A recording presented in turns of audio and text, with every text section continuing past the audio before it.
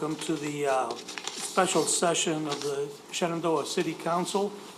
The special meeting is specifically to address our budget, and we'll do the budget workshop this evening. The time is 5:30 in the evening. And I look around and see that everyone is present. We do have a quorum. And we'll move on to item number 3.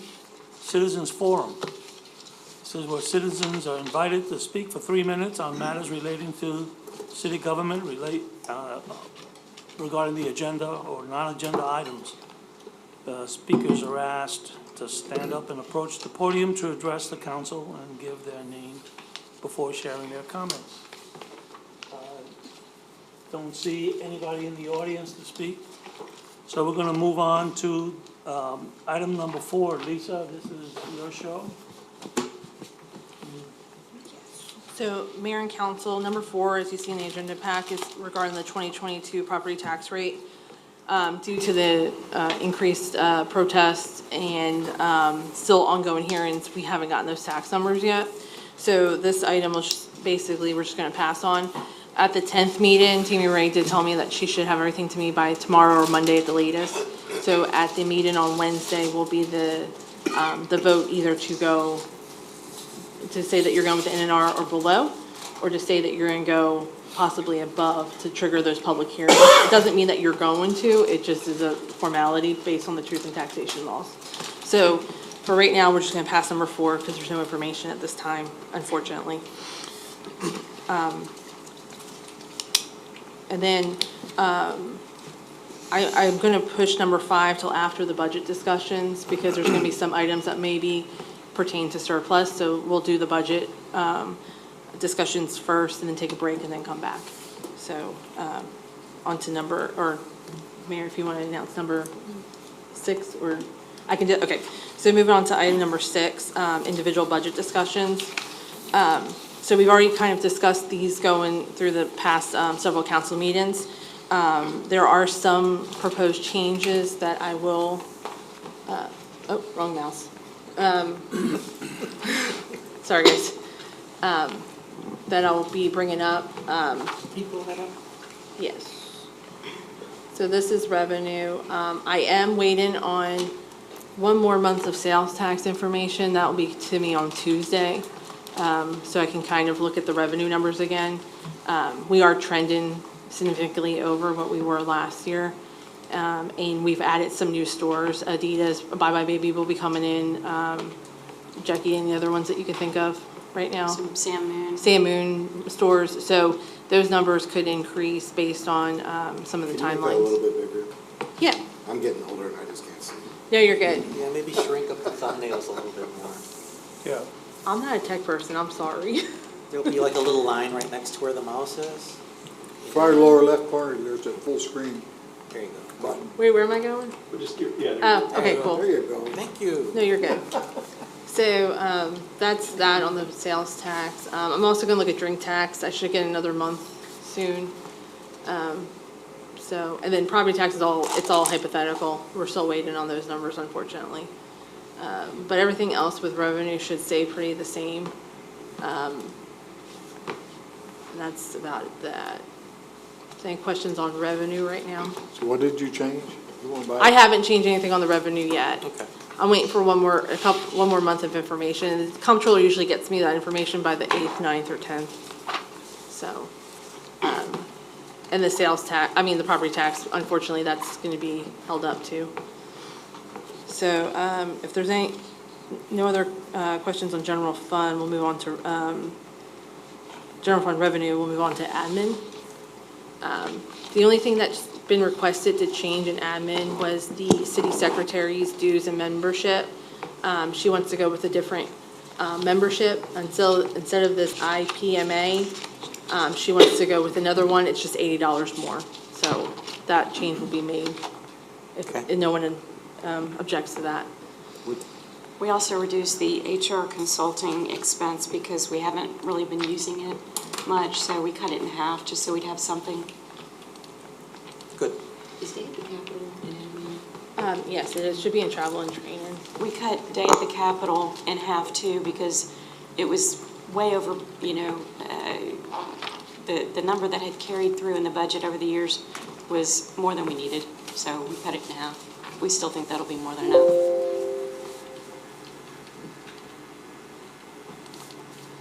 So maybe we watch that HR, that may be something that we look at, rather than budgeting. Do we have a thought that we're going to actually need that in the coming year?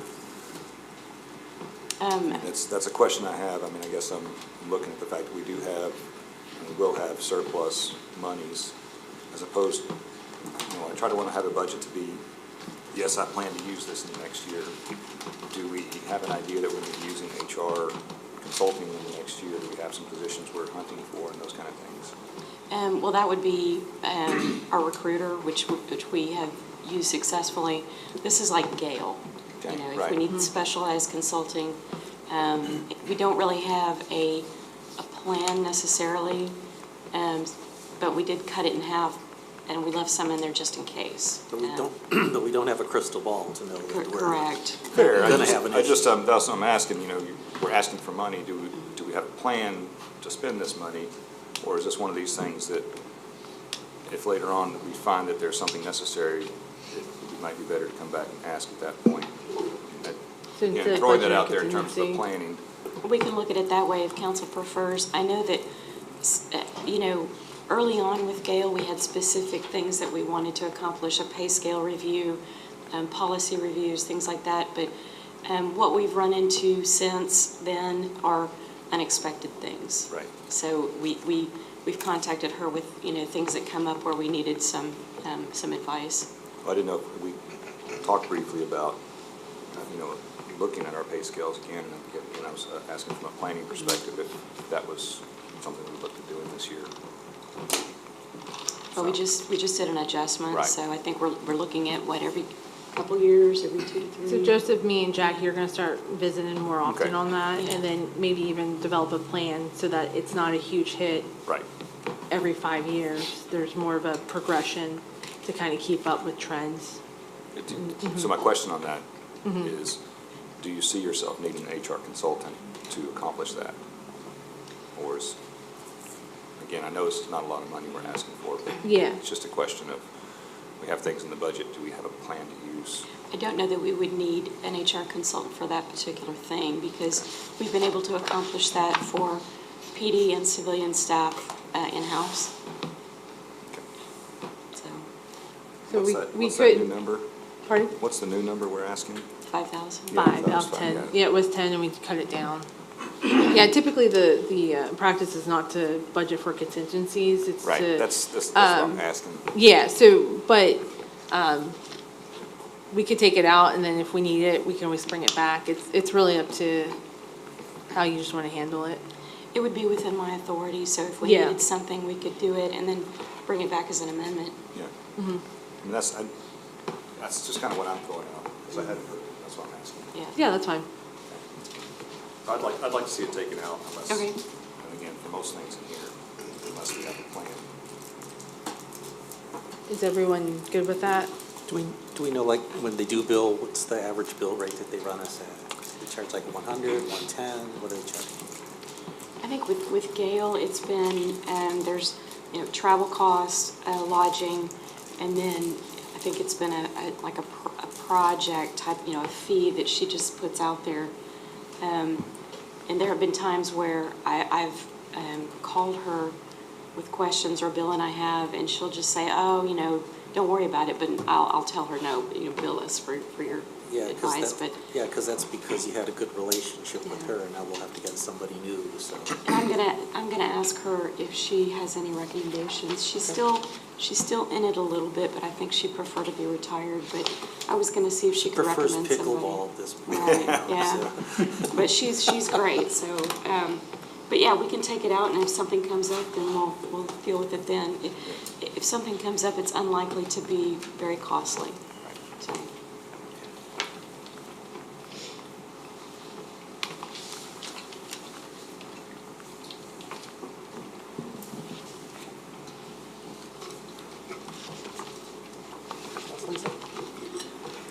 Did we get the bill for the elections? Yes, it actually came in below, was it 11,000? 11, yeah. Yeah. I- We had a joint, we actually had a joint election this year. Last year, we unfortunately were like the lone wolf on our election. Yeah. But because of those, propositions, I believe, Oh, yeah, this is Right. yours. yeah, it offsetted it. Just the one I've got on my screen right now. Yeah. Unfortunately, you just never know. No, in that case, because if we're alone, Yeah. if it's just us, Yeah. we bear We that pay whole the full. cost. Okay. What is it for next year? Well, we probably won't know until, because if there's a school bond on there, But we're budgeting 16, yeah. right? So that- Because the year that should before cover- we hit, I can look it up real quick. The year before we hit, about, it was like 16 or 15 or something like Yeah, that. sometimes we're off year, right? We're the only Yeah. ones on the ballot, Correct. yeah.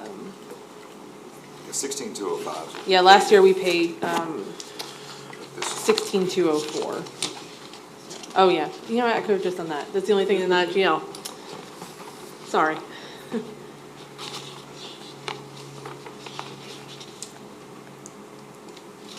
And because that one does teeter over 15, Kathy's approval, yeah, Yeah. it's better to keep the 16 in there. Oh, no, Yeah, because again, if it's, yeah. I'm expecting it to be about that. So the next question, public relations spending. So, So we've been budgeting For quite a the bit. UTZ? Are we going, I know the UTZ, a couple of years ago, we budgeted and didn't get a bill. What, is there a? they. They billed us. We got a bill this finally. year? Yes, Okay. yes. And what's kind of happened with them, I've noticed over the years, is they have staff turnover, they forget about it. You know, Lisa realizes that they haven't billed us, so we contact them and say, hey, you know. And that's what happened this year.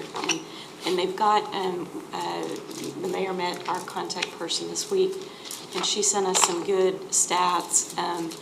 And she's also working to contact our senior living communities to let them know that these services are available. And we're going to be raising awareness of the program too. So we think that the ridership has been down, and we think that there are just a lot of people who don't know about it. People leave, people move in, and, you know, People scared of COVID.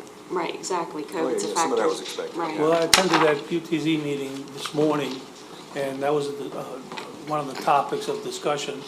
And they're seeing, both in Conroe and in the township, an increase in ridership. It's coming back It's up. steady, yeah, it's coming back up. Yeah. The two things that have kept those numbers down were, one was the COVID, you know, people scared to go out and stuff.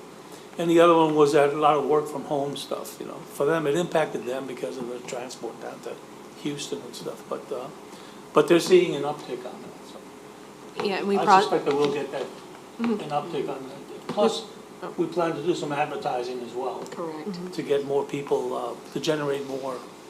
Yeah, I was just noticing More that rides. 2021 we had a budget and only spent $750, and then year-to-date, we'd spent $84 or whatever. Yeah. That's what I was asking about. We cut the check on 6/15. I ran these numbers Okay. in 6/12. Yeah. Yeah. No worries. So that's where we're at. Okay. So, any other questions on admin? All right, so moving on to finance. Nothing to see there. Yeah, I haven't, yeah, Everything's fine. I haven't,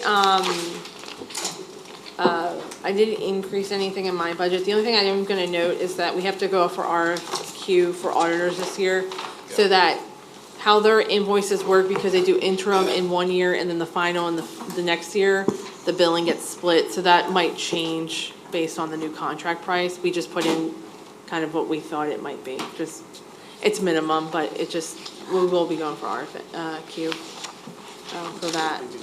After we're done our audit in October, we'll go out for RFQ. But that's pretty much it, I believe. Now, is that number, is that the total bill? Which one, Is the that- auditors? Is that just the general fund's cost, or is that, am I reading that right, that that's combining the general fund and water sewer? Yes, Does and it- then there's a transfer record from water sewer Right. and CVB for a portion of it. And then, MDD pays their 4,800 because it's a single special audit, because it's an entity and not part of Okay. our general finances. So they transfer in that 4,500. Sorry, I thought it was 48. What item you talking about? The auditors, consultant and professional services, the annual audit.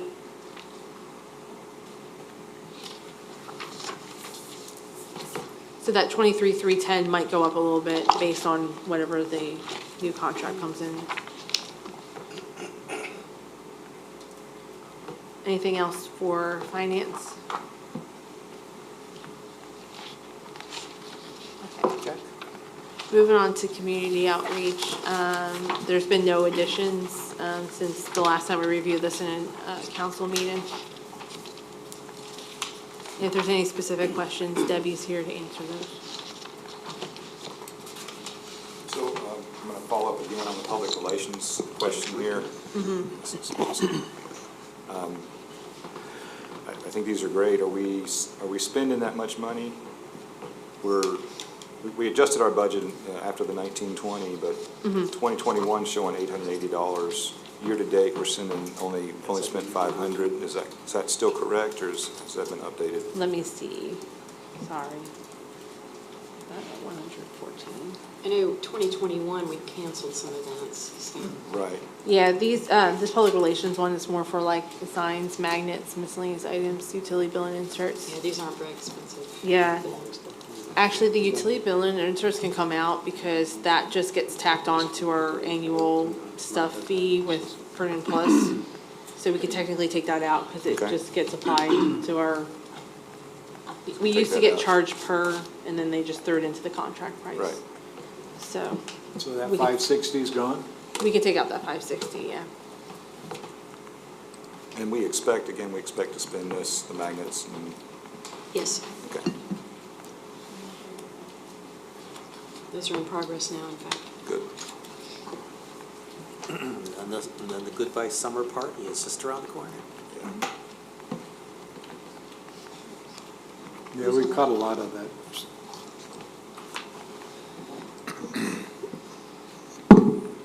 What is the entertainment for Lighting of the Angels?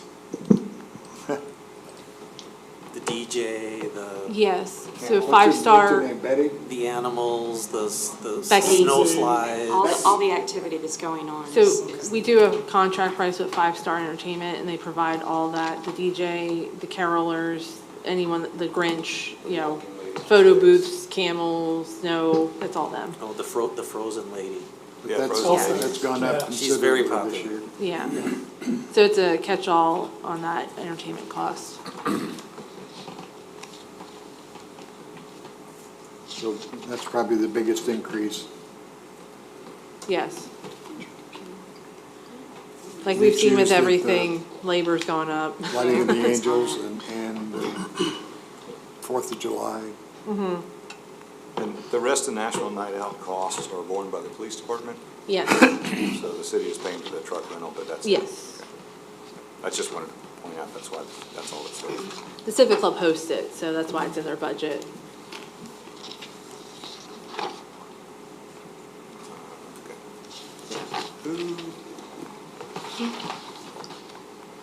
Anything else with the community outreach? The Oh. Polar Bear Plunge. Yes. Public Works. That's in pool. That's Pool under hosts pool. that Okay, one. Okay.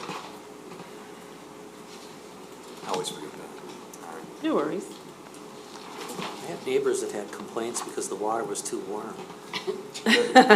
Next year we'll get some blocks of CO2 or something. Yeah.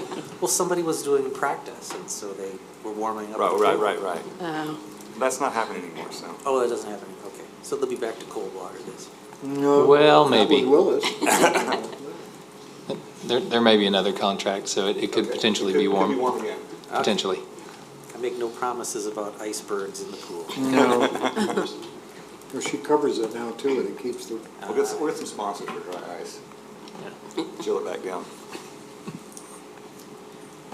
Okay, anything else for community outreach? Moving on to non-department. Okay, non-department's a super fun department because it's all based on a lot of third party. So we did get the insurance rates for the medical and the dental. Medical came at 5.1%, I budgeted 5, so I was pretty dead on. And then the dental, I didn't do an increase because I wasn't sure, but it came in at 8.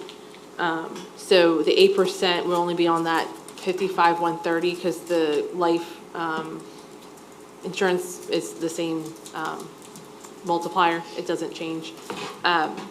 So that number has changed. And I do this based on current enrollment.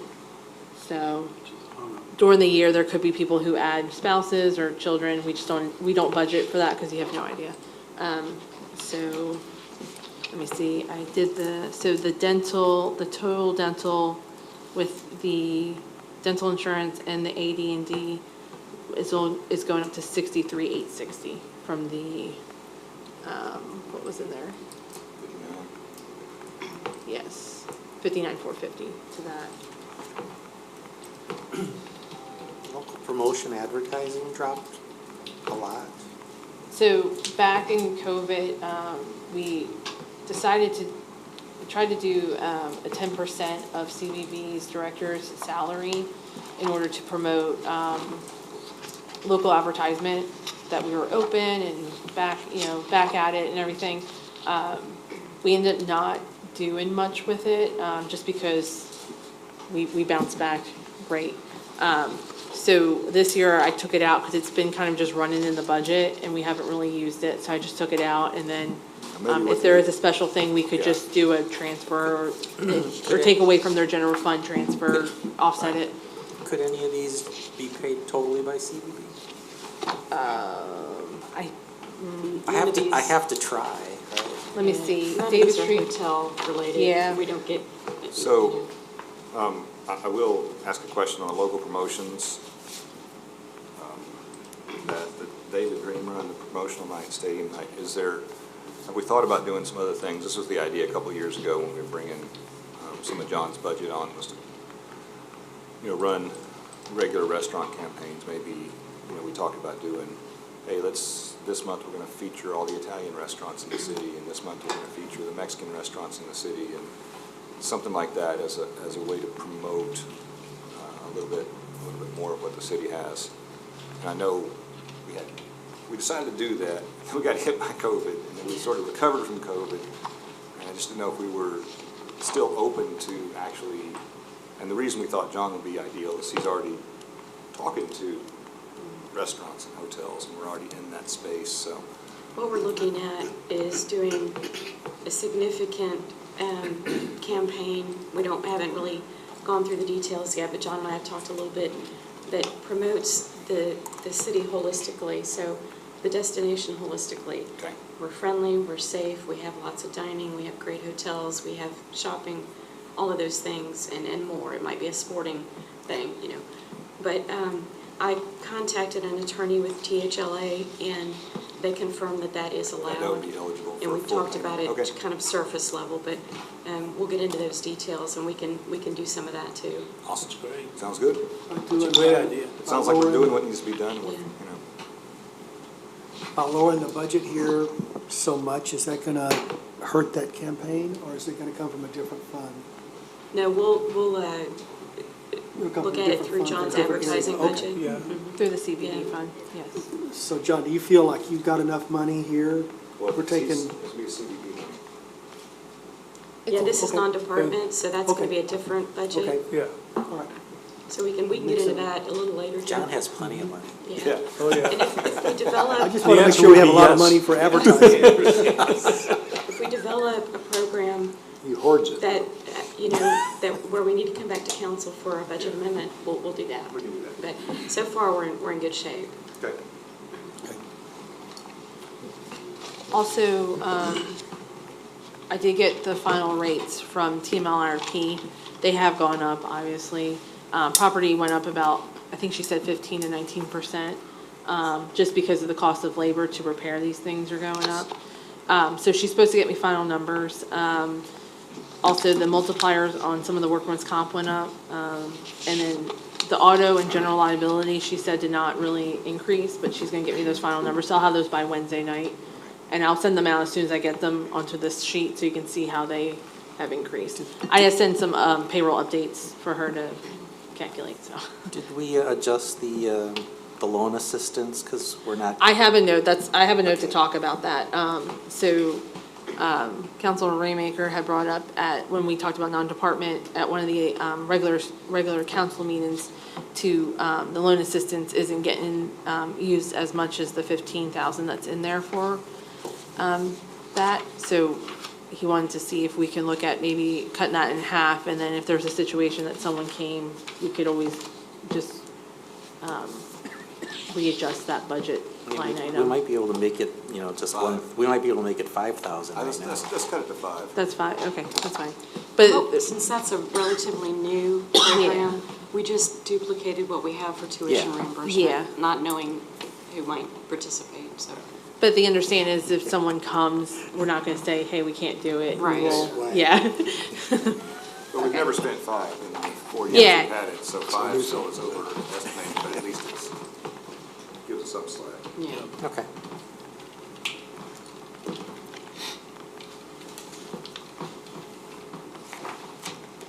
All right. Okay,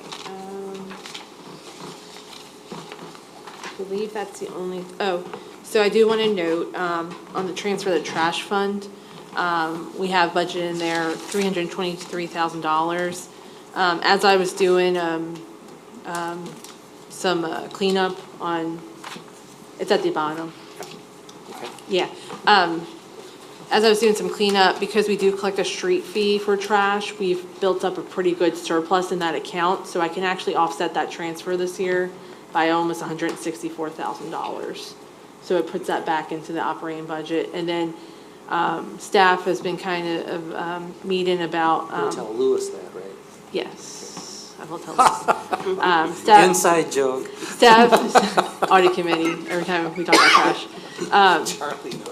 Yeah, so going forward, I think we have 2 more years on this trash contract, and then we'll be looking at different pricing. So going forward, we might just have to look at a different way, I think just offset the cost with the, surplus or, well, no, offset the cost with the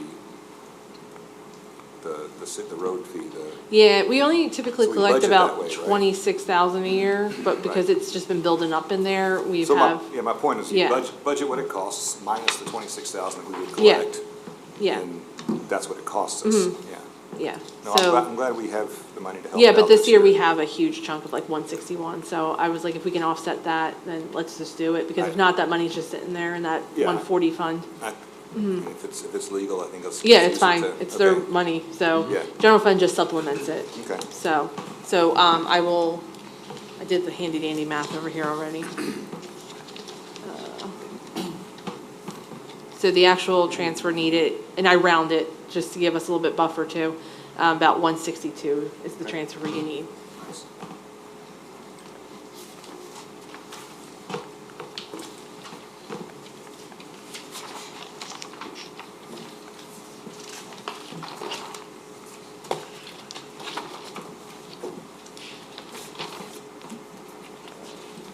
Sorry, just bear with me for 1 minute. No worries.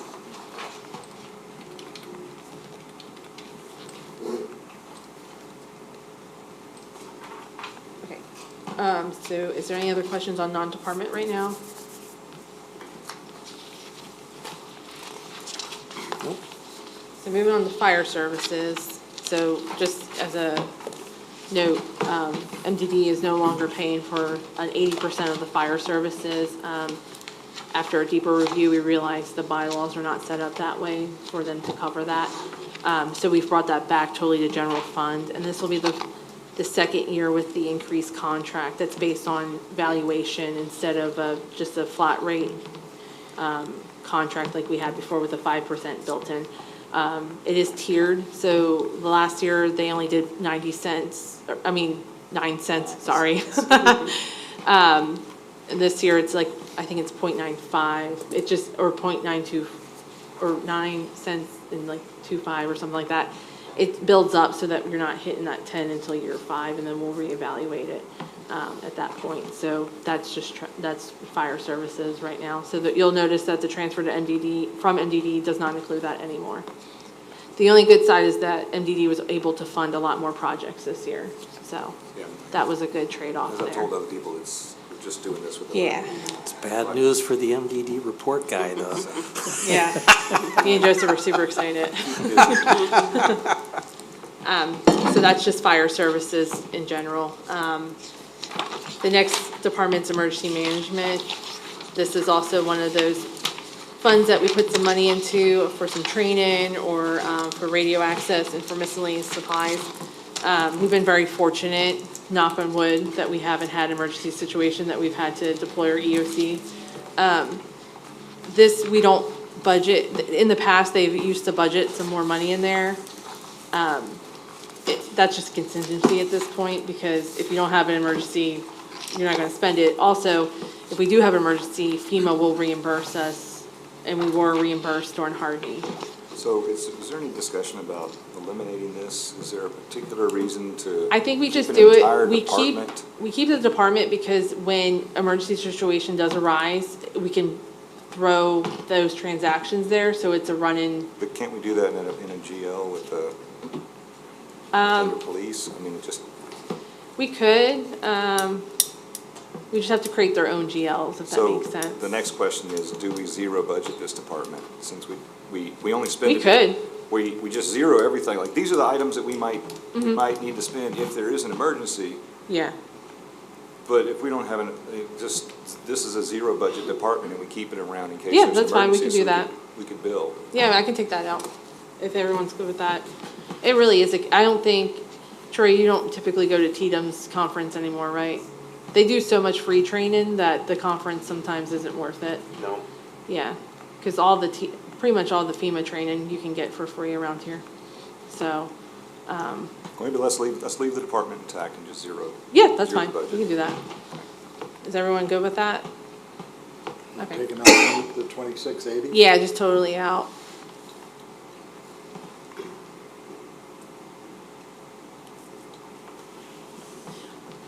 If you are looking at the 2019, 2020, that was all COVID stuff, the operating supplies, and we did get a portion back from the county for CARES.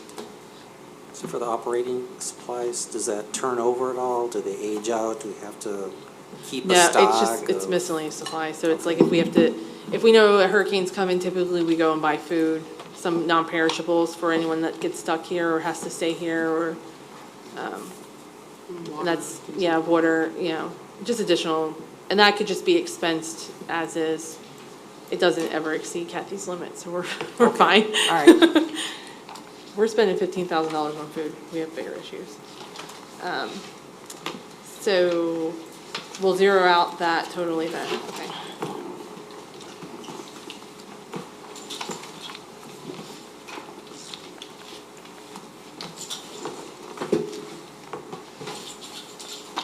Okay, so moving on to the police department,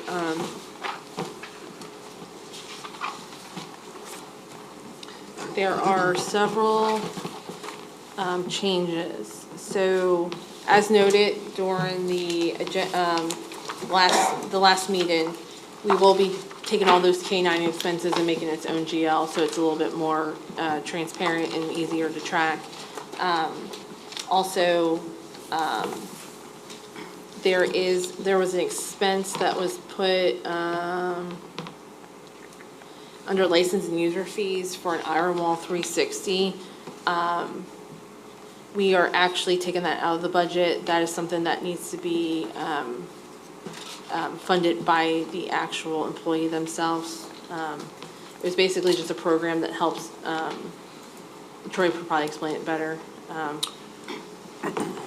So essentially what it does is it just goes through the internet and it finds anything that that brings up personal information such as your address or anything like that, and it eliminates it. Or this company goes out and they tell these people, hey, you need to remove this, and they bring in lawyers and stuff like that. So it's very good protection for everybody. And we're, first it was with law enforcement, but we brought it to the city because we felt like the city needed it as well. So it's protection for, personal information. Yeah, so we just realized that the city couldn't technically pay for that, so it's up to the employee if they want to enroll, and they'll just pay it on their own. So that's why we're taking it out the $5,000. So that adds $5,000 back into the budget. Also, a request was on the equipment replacement. Currently, we have vests, heavy vests, and exterior carriers all separated out. With the new type of vest that PD's going with, those will be combined. So we're just gonna combine those into one line item, and it'll just be protective gear.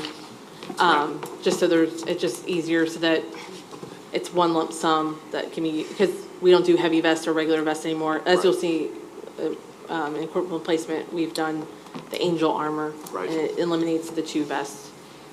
So it's not gonna change the number, it's just It's essentially just replacing, so we have our rifle armor that we carry in the car. That rifle armor doesn't have your general equipment on it, such as, mine doesn't have as much equipment on it right now as some of the other guys do, but this is our daily armor that we carry. It's soft, it's only rated for a certain amount. So our rifle armor for active shooter or anything like that is in the cars. But as we know, here lately, law enforcement's getting ambushed time and time again by rifle. And I think that the guys need to have these rifle plates on all the time. So Angel Armor, what they are is a company, they put everything together. So basically, it's a daily vest that you wear, but it's also rifle rated. They're very lightweight. It's a thicker armor, and so it absorbs more trauma, but it's a lightweight and the guys can carry it. They're also, they're load-bearing vests. These are not load-bearing vests, so the weight is just carried on the shoulder. The load-bearing vests that have the rifle plates in it, they actually strap down closer to the waist, you cinch it down, and it keeps all the weight in your core where it's supposed to be. So it's a very good thing for the officers. We can even purchase these other plates that go in on top of those that actually will protect them up to armor-piercing rounds.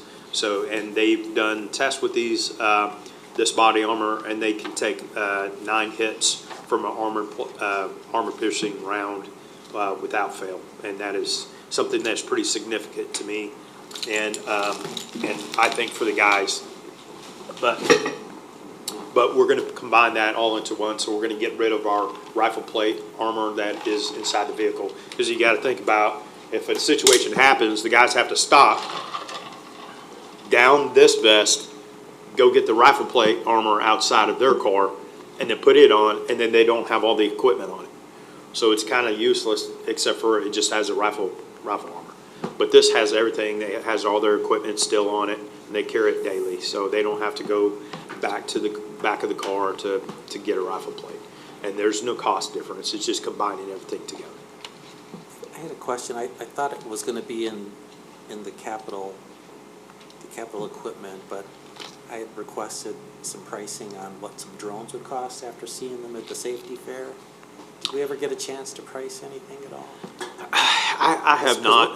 Because what I really liked was, like, Uvalde happened, and what would have happened if they could have sent in, like, the small drone that Montgomery has to check out inside? No, you're correct. And the infrared to be able to search for either lost people or perpetrators in the It'll be very easy to do. thanks. Yeah, I apologize about that. So if these plates, are we asking for the budget amount? Budget amount in there, we're combining these 2 lines? Is that going to outfit all of our officers with that? I'm sorry, I couldn't hear you. This new Angel Armor, we want to outfit all of our officers this year, right? Is that the plan? So we're gonna try to get the majority of them outfitted right now from what's expired, and then we're gonna outfit the rest of them come October. So I mean, we've this already budget- done 2 officers, and we have Right. 12 on next week's agenda for equipment replacement. Okay. And then there'll still be money left in equipment replacement, and then this funds will hit there so they can replace them all. Okay, Yeah. that's my, Yes. I Yeah. want every officer to be Yes. covered. Yes, That was my- absolutely. Okay. Yes, sir. Yeah. Yeah, absolutely. Yeah, it's a little confusing, but. That's what I wanted to ask. Okay, Yeah. we got the question. Yes. And then, Does Maui get anything? Never mind. I'm sure that somebody will come up with some donations for Maui to get a vest. It's what's the lifespan on these, since they're daily? So, all vests are gonna have, so it doesn't come from the manufacturer, it comes from the material manufacturer, and they put a lifespan on all vests is 5 years. 5 years, okay. Yes, sir. So we just, that's our plan for equipment replacement. Every year, we're gonna be putting the money in so that, Yep. okay. So just like the heavy vest, the vest and the exterior carriers will just become they're just all going one together. line item. Yeah, I Right. like it. Yeah. So you got 200 per vest, 28 officers, at $200. Yes, So sir. is that going up? Um, I mean, So that's for the daily body armor, but then we have the heavy armor as well, So but the we're heavy combining armor- that all together. So it'll be at 500. You Yes, sir. combine the two. Yeah, yes, sir. so we should project that in the budget. Yes, sir. So Correct. that's all, Lisa's combining that all together as one. So That's what we're technically, doing. you'll have the 5,600 plus 8,400 plus the 1,400 every year. So that'll go up, if it's $500, it's $14,000 for vests. But didn't you say that we're already covering that in this year's budget? We're gonna We get have, we have, everything done. we've done Most two. Most of it. We've Yes. done two, and we have 12 going on, and then there's still, I think there's gonna be 20,000 left in equipment replacement still for vests. Yes. So it'll just add to it, yeah. And that's, like I said, that's the vest. It's not, so we add them, with this one, like I said, it replaces all three. So we Yeah. have, in there, we have the Actually, I pulled vests. it up. And the equipment replacement right now, we have vests, we have heavy armor, and we have the body carriers. And this will replace all of those, and it's just all in one. Right. Yeah, we'll be fine.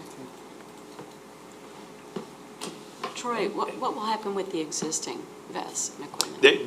They're expired. Okay, More than likely, Gotcha. we'll take them and do some practicing with them. okay. Yeah, currently there is.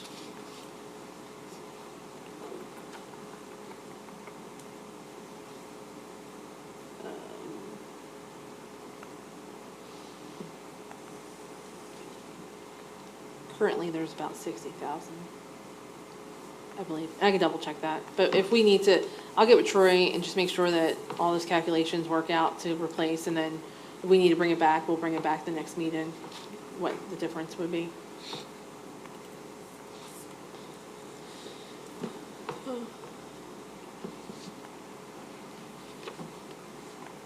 And then I do have a note to consolidate all the K-9 expenses to one GL.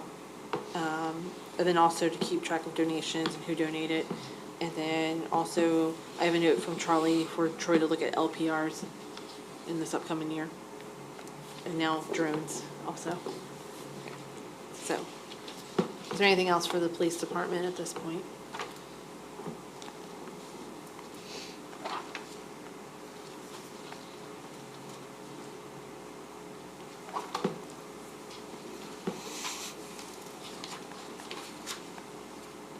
Nothing else? Okay. Moving on to municipal court. That's a tough one. Yeah, the most expensive budget we have. Nothing has changed. This department is primarily just some user fees and then contract labor and postage. That's about it. So again, the most we've spent in the past 4 years is 2,800. Is that right? We used to budget 75,000 for Right, this. yeah, it was, well, it used to be a big one, but Yeah. I'm just saying, even here, Yeah. She does it based on court dates, and if she doesn't have them, then, yeah. That's correct, right, Yeah, Jackie? it's budgeted for four court settings each year, one a quarter. Right. And then, so we only the had two potential- last year, is that? we did, if we don't have a docket, or if there's a reset on the docket, then that one Okay. dissipates and we reset. And then also on the certified court summonses, that's gonna increase, as Steph gets more into her role with code enforcement, so that postage, you'll see more expense from there. Okay. Any other questions on the court? All right, Next department is gonna be Public Works.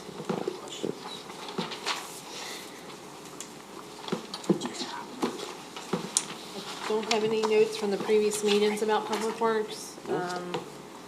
Pretty much, it's the same.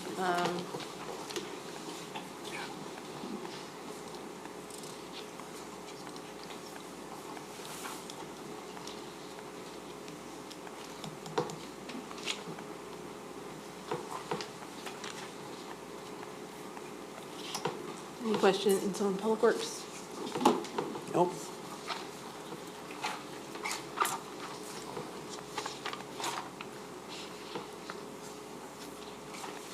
You have anything, Mike? You look like question. I'm Yeah. assuming a lot of this stuff just hasn't caught up, like longevity pay and unemployment. Those bills just haven't quite cycled through yet, or it hadn't in June. Longevity pay.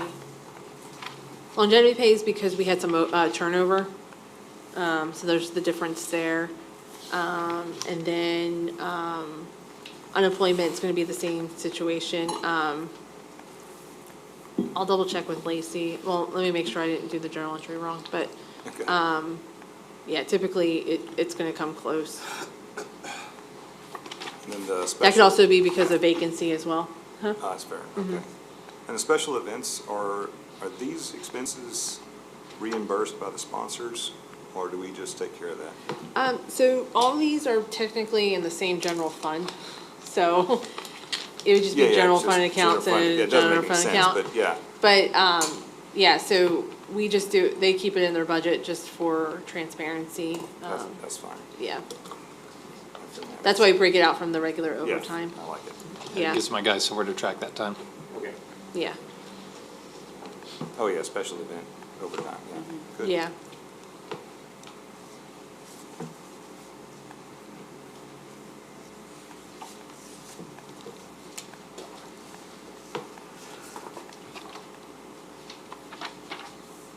Any other questions on Public Works? Nope, okay. Moving on to the next department, it's gonna be pool. I do have one change because now the MDD is funding, the equipment replacement for pool and parks. There's $10,000 in there for pool furniture. Me, Joseph, and Raul had met to kind of make a list of equipment replacement for MDD, and we played the catch-up game. So they're funding more, so there'll be funds in there for some equipment, some replacement this year. So, I'm gonna take out that 10,000 out of this operational budget, and it'll just be funded by MDD. So that's the only change I have to pull, I believe. Also, the equipment replacement will be taken out, the $7,333, because MDD is now picking that up. So that adds about $17,000 back to the general fund.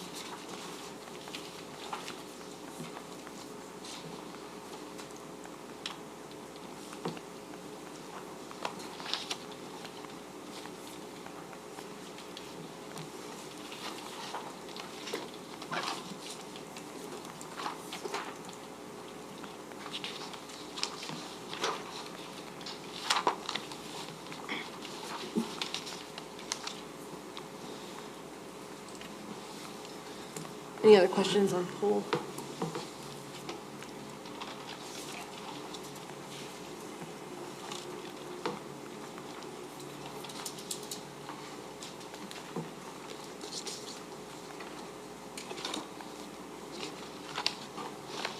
Moving on to parks. The only change I have for parks since the publish of this document is the new play equipment for $1,500 that will be thrown to MDD, their equipment replacement. So that will be going back into the general fund. Do we have an idea how many trees we might have to replace because of the drought conditions? Great question. It's funny you say that. I was just walking the Holly Hill Trails Park and saw a dead tree there, unfortunately. We've definitely cut down more trees this year than last. I'd say if I had to put a rough number on it, 15.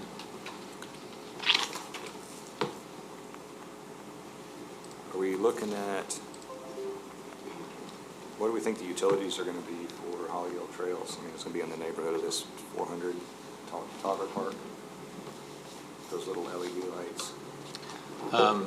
So they're all self-contained, They're all, okay. They're all solar, battery, solar, LED. battery, okay. So there won't be any utilities for that.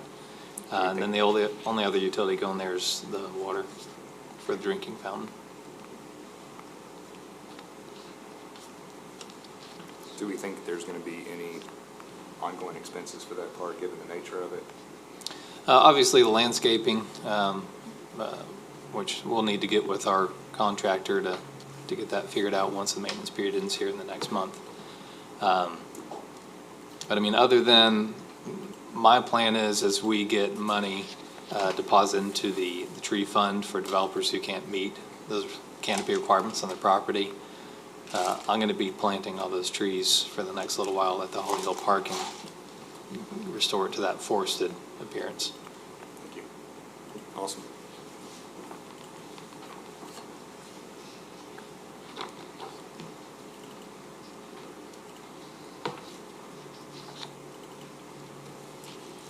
So even though Holly Hill Park isn't pictured on here, it includes all their numbers?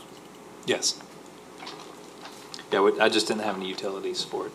I just want to be clear, so. Yeah. And the cover sheet will be changed to reflect the Holly Hill Park. It wasn't done when I made this budget book. I have a question. Do we maintain that strip of land that's between Sunningdale and Wellman Manor? We do. It is? So those are our trees? Yes. Okay. Yes, and we've done, recently replaced some of those. A few of those had died, and we replaced some of those. But yes, the city does maintain that.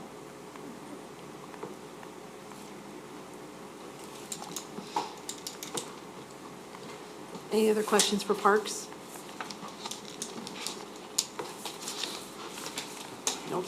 Okay, moving on to community development. I don't have any noted changes for community development. The only thing I do want to highlight is going to be the equipment replacement for community development. And Jackie could probably explain this a little bit better, but you want to take it or you want me? Okay, Sure. Okay. Council and Mayor, what we're proposing in the upcoming budget is Unit 16, let me get these numbers right, I think 1603, which is the building official truck, is actually due for replacement in the equipment replacement schedule this upcoming budget year.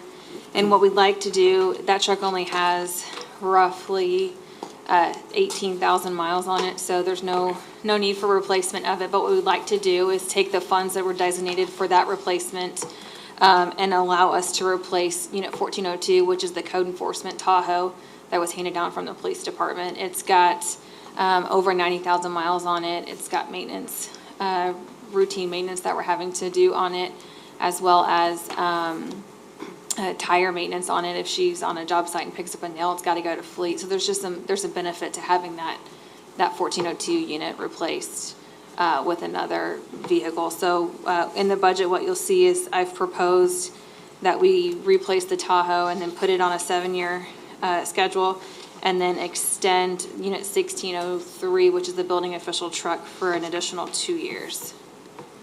So I know we're gonna have probably some police vehicles that are gonna be coming up. Can we transfer one of those? I'm sorry? We're gonna have police vehicle Tahoes that we're gonna be cycling out. Can we move one of those over? We'll have to ask Troy What the what mileage is his on it, yeah. plan is for those, if he's got those to. And then the tire issue is gonna be the same, whether it's a brand new truck or an old truck, right? Yeah. The issue with the tire is that Fleet only carries the police edition Tahoe tires, and so if we were to go there, we've got to do the PD Tahoe, or those tires versus, which are the high impact, high speed tires, versus being able to go to maybe like a discount and get a tire. regular tire on it. So you're suggesting we get a regular plain? I'm sorry, yes, to clarify, this would be a That's what I was regular trying to, fleet, like, a what's the tire regular issue? fleet vehicle, correct, yeah. Okay. And if the older vehicle in PD is having higher maintenance costs, Well, I know it's one gonna be of the them same is, for but them. yeah. Right. Yeah. Okay, so that's the tire issue you speak of, is the fact that it's Don't we not have a an standard. Explorer coming up pretty soon? What's that? I said, don't we have an Explorer coming up pretty soon? Oh, yeah, PD fleet. PD Explorer. Everybody loves. Well, they don't Yeah. love it for PD, but I mean. Exactly, it would be perfect for that. I'm sure where Troy stepped out to. So you're suggesting don't I'm just saying, budget for a replacement and, I think it's worth an ask. It's worth an ask to see. We might have a good candidate. Would the in Explorer take stock. care of the issue? Do we run into the same tire issue? maybe not with the Explorer, I'm not sure with the Explorer, what they Okay, have there. Troy should be back in a minute. It's just worth asking. I mean, code enforcement probably doesn't need speed-rated tires. Right, yeah. No, that's what she's saying. That's good. Yeah, so it's a more expensive tire. Yeah. So it adds more to the maintenance cost. But a few dollars to maintenance cost compared to, Well, no, she's talking about the tire. I'm just I saying. know, that- but I'm yeah. saying, you know, you can spend a lot on maintenance before you're buying a whole new vehicle. Yeah, yeah. You know,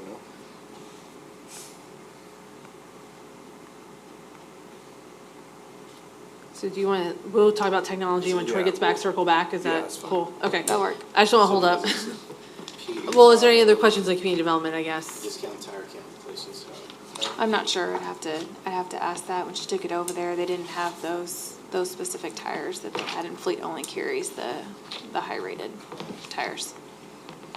When we say fleet, you mean Conroe? Yes, Conroe Fleet, Yeah, where they do our service servicing, yeah. I mean, I'm sure in the standard Tahoe tire would fit it. Troy could be able to answer that. I think that the, yeah. The weight capacity, and that's what they base the tires on, is the weight capacity of the vehicle and the size of the rim, so. Okay, if there's any other questions on community development, we'll circle back when Troy gets back on the replacement, but we'll just move on to technology. So I do have several changes for technology since this budget book was composed. So the suggested changes are to add, and I'll let Chris elaborate on these after I note them. So for some MCCI, which is our records retention provider through Laserfish. It's a request for $10,000 for some professional services to get Laserfish the backside working on the workflow and some of the retention. And Chris, you want to elaborate on that? Sorry. I probably butchered it, I apologize, but. No, MCCI is our Laserfish partner, and they do all the support for our contract. We've been working on Laserfish, kind of revamping it, but one of the things that, in order to kind of do more with it, there are some special tools that we're learning, I think there's some opportunities that would help us move along by paying MCCI to do some of the development. It's more or less software development for us. Do some of the custom design for document handling, how we process documents. It's kind of hard to talk about Laserfish without kind of getting off into the whole. There's actually a lot more to it than just putting documents in a file system. So anyway, that's what that's for. It's just some managed services that would kind of help us out. And our regular support contract doesn't cover those additional asks of them. So the work's already scoped out then? No, we did ask them to scope out a project for us, but it was way more than we want to discuss here. It was way more than what we needed. We want to develop the skill set in-house because it's a perpetual thing that we're always going to be doing. So it behooves us to build that skill set internally. So who would be getting trained? Well, our records manager, and of course myself, and then, I'd like to expand that some more because, once you build that knowledge base up, last thing we want is that person to leave and take the knowledge with them. Unfortunately, that's just the nature of the beast with that application. There's just a lot of complex pieces to it, and it's just something we'll have to training. So that's a perpetual thing that we'll have to do because if positions turn over and that knowledge leaves, you have to bring somebody else in and get them up to speed. I'll go too deep into the weeds here, but did you know anything about the language that it's written in at all? I don't. But moreover, just having, if you allow MCCI to do that work, they're the subject matter experts. So there's never a question about their skill set. So we don't really have, we have a partnership, but they're not actively involved in our internal development and the things that we're trying to do. But if they were more involved, it would be easy to pick up the phone and say, okay, hey, we want to do this now. And they say, okay, and they bring the people to the table that get it done. Now, that obviously requires a lot more money down the road, but we're just kind of want to dip our toe and let them do some managed services for us and see how that goes. It just would help us move the ball along. Is there a certain number of workflows that need to be done? Well, I mean, initially, yes, there's probably about a dozen that need to be done now. It can easily turn into the hundreds this would depending on what cover you're that. doing. Yes. And there again, not to get off in the weeds, but just to give everybody understanding of what happens. You know, we have so many different document types, and we have to retain all those. And all those document types, they're required to be retained for different periods of time. And it's actually pretty complex. So we have to make sure that we keep those documents for the appropriate period of time and be able to provide them when the public requests them. So when the document comes in, no matter what it is, if it's an agenda, if it's a contract, if it's an inspection report, they all have to be filed a specific way. So we build workflows so when they scan documents and bring them in, that the system recognizes what type of document is, it applies the proper retention to it, and it files it where it needs to go, so then it can be retrieved by staff or public. So for the 10 grand, we're gonna work on the highest priority work. Exactly, we're gonna work on the highest priority things that it's kind of a hump we need to get over. Good, that's pretty cheap for managed services. It is, their managed services, I think, to do the whole package, you know, they wanted to sell us the amount of hours, it was like That doesn't buy me for very long $75,000 is what they wanted, so I said, well, we'll start small, and, you know, that's a lot. All right. So this is under software purchase and maintenance? It would just be under our existing contract with MCCI, which is under hardware and software maintenance contracts. But that could actually be under, it's going to go under consulting and professional services. It would just be an additional amount that we would add there under consulting. I'm good with it. It's not unreasonable. So I was literally going to hit that topic because I'm going to ask you the same question I was asking Kathy. As I'm looking across the years and we keep budgeting 3,500 and we're not spending that. So I'm sorry, what are you looking at consulting specifically? professional services. That consulting is, it's always there because there's times when something may arise that we need to bring in a specialist for. So it's just we don't typically spend that. Most stuff, 99% of it I'm able to handle, but occasionally if something does arise, that money's there to, for the security, our storage, just something that requires some extra expertise. Yeah, I get it. But we're talking this year, you actually have a plan to use $10,000 of that. Yes. Okay, so my suggestion is we take that number and change it to 10, right? Well, that would be Add on specific the to two. 10,000 just for one contractor. That's the point, though, but you haven't spent, over the past 4 years, you've spent 1,725 of that. Like, 3,500, you out of mean? the 3,500, generally speaking, you don't spend any of this. So, in this case, the $10,000, you have a plan to use that money. Yes. So I'm not a big fan of placeholders and budgets that just sit there and that's what we're talking about. Sure. So my suggestion is we do change this to 10, and I agree with Ron, that's a reasonable amount if we're gonna get some good stuff. If we need to be utilizing Laserfish, and I know I've walked in on you a couple times when we've had discussions, so I'm okay with that. I just, again, don't wanna see a bunch of placeholders if we need to make a change later. I understand. My philosophy is I hate coming back for mid-year editions, and I always know that one event that comes up will spend that money, just one call, one contractor, that money would be gone. So certainly we can do that, and I mean, if So- the need arises, we can come back in. Is it too late to burn the 3,500 towards the managed service? I'm open for suggestions. I mean, no, can you use it for the managed services, for the workflows? No, we can actually, fair point. we can So actually, make it that's a good point. 13.5 Go or- ahead, go ahead. We can apply that towards, get them to work on some stuff, and we can, 35 is Use it budgeted now. this year. Yeah. Spend it now, so Yes. the budget's 765. absolutely, absolutely. You're using it for security awareness and program training and then technical services and consultants. That's what the 3,500 is. Yes. Yes. Except he hasn't used it, but he has a plan to use this. Well, our security and awareness, we spend that every year. That 1,500 gets spent every year. I'm not seeing Security this in the awareness. budget, that's, We just haven't paid it It- out this year. We did last year. So, state of Texas now makes it mandatory that local governments have to do so much security training every year, probably with the school system as well. So that we do spend. We spent it last year. The year before, I think we used a different program at that point. It's just unencumbered at this, when this was, Yeah. when this was printed. Yeah, sorry, guys. okay. So, so suggestion is for next year to, Well, if we got to spend the 15 like legally, that's. yeah, so just the 2 will go on this year and then 8 next year? Is that kind of what you guys were? Well, I think Well, it's got to still go gonna down to have 5. 1,500, so. Yeah. Well, no, I mean for that technical service and consultants For MCCI. for MCCI.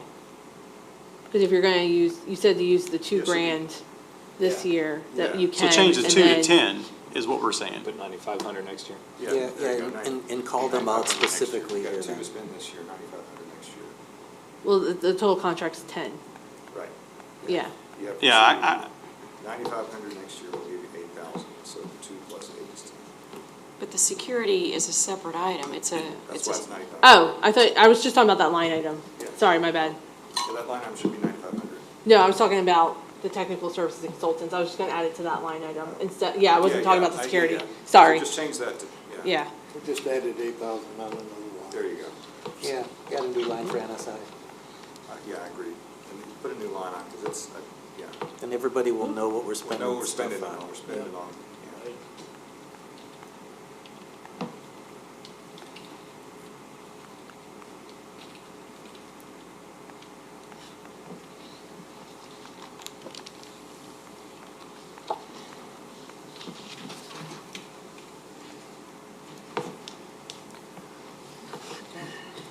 And then the next request, sorry.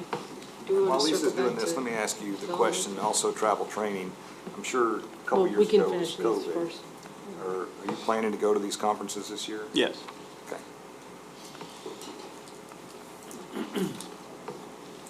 The next request, so you'll see in Public Works' budget, they took out $5,000 for HVAC's maintenance contract. There was a little confusion. We thought that was already in technology. It wasn't. So we pulled it out of Public Works. It just never was re-added to Chris's contracts. Hardware, software. Hardware, software's contracts. So that would be $5 grand that needs to be added back to that line item. So, why is it the server room air conditioner? It's the No, whole it's- system. It's It's for the whole building. It's, yeah, it's the software they use to manage the system. Gotcha, the So- software, the software for the Yes. AC. Okay, Yeah. okay. Okay. I missed that, sorry. Sorry, my bad. They just never, I think they just never billed us out for the maintenance on it. And it kind of fell in the crack. Okay. I missed that it was software, that's why. Told you I'm not a tech person. I apologize. So how much, 5 grand? Yes. Joseph is truing up that number, so we should have a true Yeah, up we don't have number. we don't have the actual official Yeah. quote from them yet. It's what was in Public Works budget and taken out, so it's just to Just plug a it back wash, in. okay. Yeah. I'm still waiting on that quote. No problem. The next request from, as I noted in the last meeting about the Questica patch with Encode, I finally got the quote. It came to me for $3 grand annually, and I told DK he was insane. So he came back with 1,500. We're still negotiating a little bit, but just for a placeholder right now. It'll go on top of our Tyler annual contract. And I told him to October, because we'll pay our new contract October 1, so we'll just tack it on there. So that's gonna be added to his hardware and software on top of the Tyler. And then the last request for technology right now is to add the DocuSign program, and that is slated for about $5 grand right now, and Chris can explain that as well, so I don't butcher it. One of the things we've been working on the past few years is trying to automate and digitize more. Obviously, that missing part in there is being able to collect signatures from residents, contractors, yourselves for, items that we want to do. So we just realized that we're getting to a point where in order to do that correctly, we really need a signature mechanism that'll operate out there in the public space. So DocuSign can get kind of expensive. I think we just kind of estimated what we would need to kind of get started. There's forms on our website. Prime example was the current NDD application. There's places for signatures on those, but we don't really have a way of collecting the signatures. So obviously, your average home user doesn't have a scanner to print a document, sign it, scan it back in, and send it. That's a little bit of a difficulty. It's just trying to get more of the times. We just need some kind of signature mechanism, and DocuSign integrates with Laserfish, and it's probably the most prevalent signature service out there. And it tracks when the actions were taken on it. Yes. What device and all that stuff. You sign it on your cell phone, you sign it on. No matter how you sign it. So what they do is it's per user per year. And so if we get like, say, five users, that gives us 500 envelopes is what they call it. So every transaction, if I send Ron a document to sign, that's one envelope. So it doesn't matter how many users we have. So you get five, out of 5 users, doesn't matter who does it, it just gives you X amount of envelopes. So we figure that's a good starting point. Yeah, let's start there, so you. And then also, I like to see it for agenda items and things that, even for council to sign, it's a good way of handling that too. And we can go more paperless. Because you build workflows out of that. Yes. So back like you to- can kick it off, but you could say, well, they can't move on until Ron signs. Exactly. Or Charlie can't sign, or Kathy can't sign until these people sign. Exactly. And it tells you exactly where you are in the workflow and who you need to chase down to do the signature. And like HR onboarding, we want to move to more of a digital onboarding process, so the whole employee packet is done using Laserfish. So we send out a link to the prospective, the new hire, and they get the whole packet. They can fill it out. They can get their I-9. They can get their W-4. They can sign it and send it all back to us. That all can be done much more efficiently. So is each signature the envelope, or is each document the envelope? Each process that you send Okay, out, that's so no what I matter thought. what's in there, when you send that out, that transaction is what they call an envelope. Okay. It will help us track agreements much better too. And Yes. expedite them. Yes. Okay, you won't have to do a bunch of searches through email trying to find things. Yeah, that's actually a big problem, just getting It is. signed documents from Oh, yeah. contractors. I got 2 or 3 I'm hounding right now, getting my countersigned documents back. And this isn't under software purchase and maintenance? That would be added to the hardware and software contracts. Because then you can notice, oh, well, Ron didn't sign off yet. You can send a reminder through the system for Ron to, here. You probably all Maybe done you DocuSign maybe you before. forgot about this. Yeah, I mean, I've used it a lot. It's pretty good. I really like it. What's that dollar amount? 5,000 right now.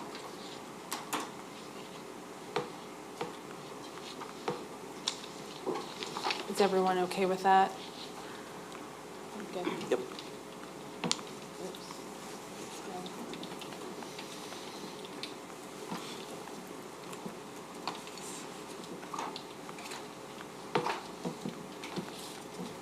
Any other questions for technology at this point?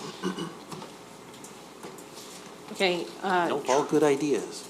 yes. So Troy, just a heads up, so, talking about Jackie's equipment replacement, for, the code enforcement Tahoe. Question was asked, is there any police fleet that's rotating out that could be designated at that time towards her? The only vehicle that's rotating out would probably not be beneficial. Okay, Yeah. It's 1405, right? it's one of the 14s? Yes, it's Okay, 1401. so it would be the same situation that you're Yeah, in? you 14. would be put in the same So you're going to situation. continue to use the Explorer?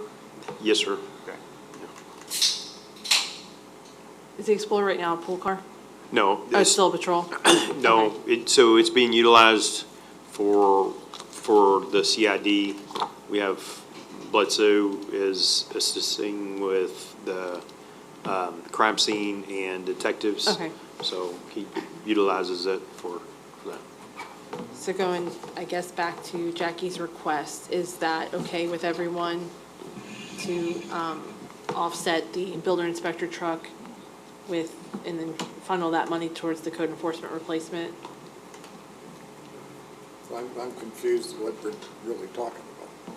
So instead of replacing the 14's running fine, it only has 18,000 miles on it. The 16, the The truck, 16, yeah. the building official truck Right, they're is due extending for, that, but we're gonna retire 1402. Yes, Yeah. retire So 1402. it's going away. What are we replacing that with? Well, I think that's the question that, right, Yeah. she's proposing a Tahoe. Why? A regular, That's my question. yeah. That's a lot of Replacing money another for Tahoe? code enforcement. That's my follow-up Yeah. is, It could because be we any know what front-wheel Tahoes are drive currently car. costing, right? They're 25,000 more than they were last year. Right, so I've got a call into Fleet, and he's supposed to have some numbers for me for what they're specking out a Fleet Tahoe is. And keep in mind, this is not like a Tahoe that's got, leather seats and what you'd buy, like you and I would buy. It's a Fleet vehicle. It's got the same makeup as what any of the other Fleet trucks would have. This budget number that's actually in here is based off of Joseph's last Fleet purchase, which was a truck. So if the Tahoe kit came in more, I'm not necessarily opposed to a truck replacement, just replacing the existing 1402. Steph does pull a lot of signs, and things off of, the right-of-way, and so for storage purposes, she's got them in the bed of the Tahoe to keep them out of the weather. And then if somebody wants to come back and pick up those signs, then they're non-weathered signs that are able to be pulled from there, and then they're rotated out and disposed of. So that was the only reason for the replacement with the Tahoe, but the number in here would actually is based off of the truck purchase. Conceptually, I don't have a problem with it, I'm just not sure. With replacing the 14 and using equipment replacement, since we don't have any police vehicles. So we're just gonna surplus that one that's a hot mess. Yes. Okay. So you're going to fund this new vehicle out of equipment replacement? And we have enough money in equipment replacement to do it. Yes. Yeah. Right, with this buy-in here would be enough, instead of Yes. replacing what should be replaced on replacement schedule, should be replaced as 1603. We're gonna flip them on the replacement schedule to replace 1402, and that puts 1402 back at that unit in theory on the equipment replacement, back at year one. truck And then 2 we more extend the years. life of 1603. Underutilized. You have an approximate number for that replacement vehicle? I know he hasn't gotten it to you, but Not for the purchase, but the budget amount in total, like I said, I base it off of Joseph's truck purchase, which was 42, and that includes lights and striping. So that code vehicle replaced in here for 7 of 7 years would get me to a 42,000 for the replacement. So car people, are Tahoes more expensive than trucks? Or are they the same? What? Are Tahoe? Depends on what kind of truck it is. I mean, is a Tahoe gonna be more, because that was a standard cab truck, Joseph? Did you buy a standard cab? They're or running, standard they're cab? running 35 Crew right cab? now. It's got a crew. Crew cab, Mhm. okay, We're running 35 as the bottom. okay. I just, if 90s those numbers are the reasonably limit, comparable. Yeah, it's got a vehicle value in that number of 33,000. What did we pay? And you'll have a trade-in value as well, probably Yeah, with the Tahoe. in theory, whatever 1402 will be able to.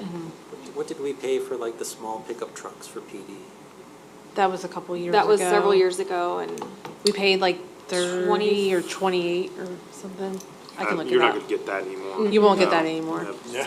And just to remember that nothing we purchased without you guys approving Correct, the it would come purchase back in anyway, 'cause October it's equipment once, replacement. right. So No, the that's all fine. specs we just can always look at talk more about it. than, Right, we're still trying to budget what's gonna be best. yeah.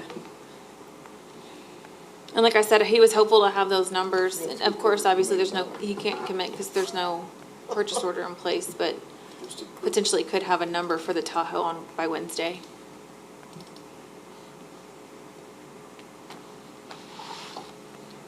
Just get us the figures. So do you think the Tahoe is the most effective vehicle for her?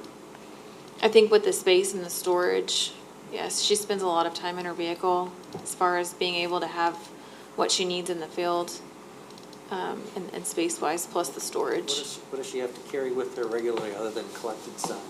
Well, the signage, but she's obviously got her bags. She's got notebooks and an iPad that she uses regularly.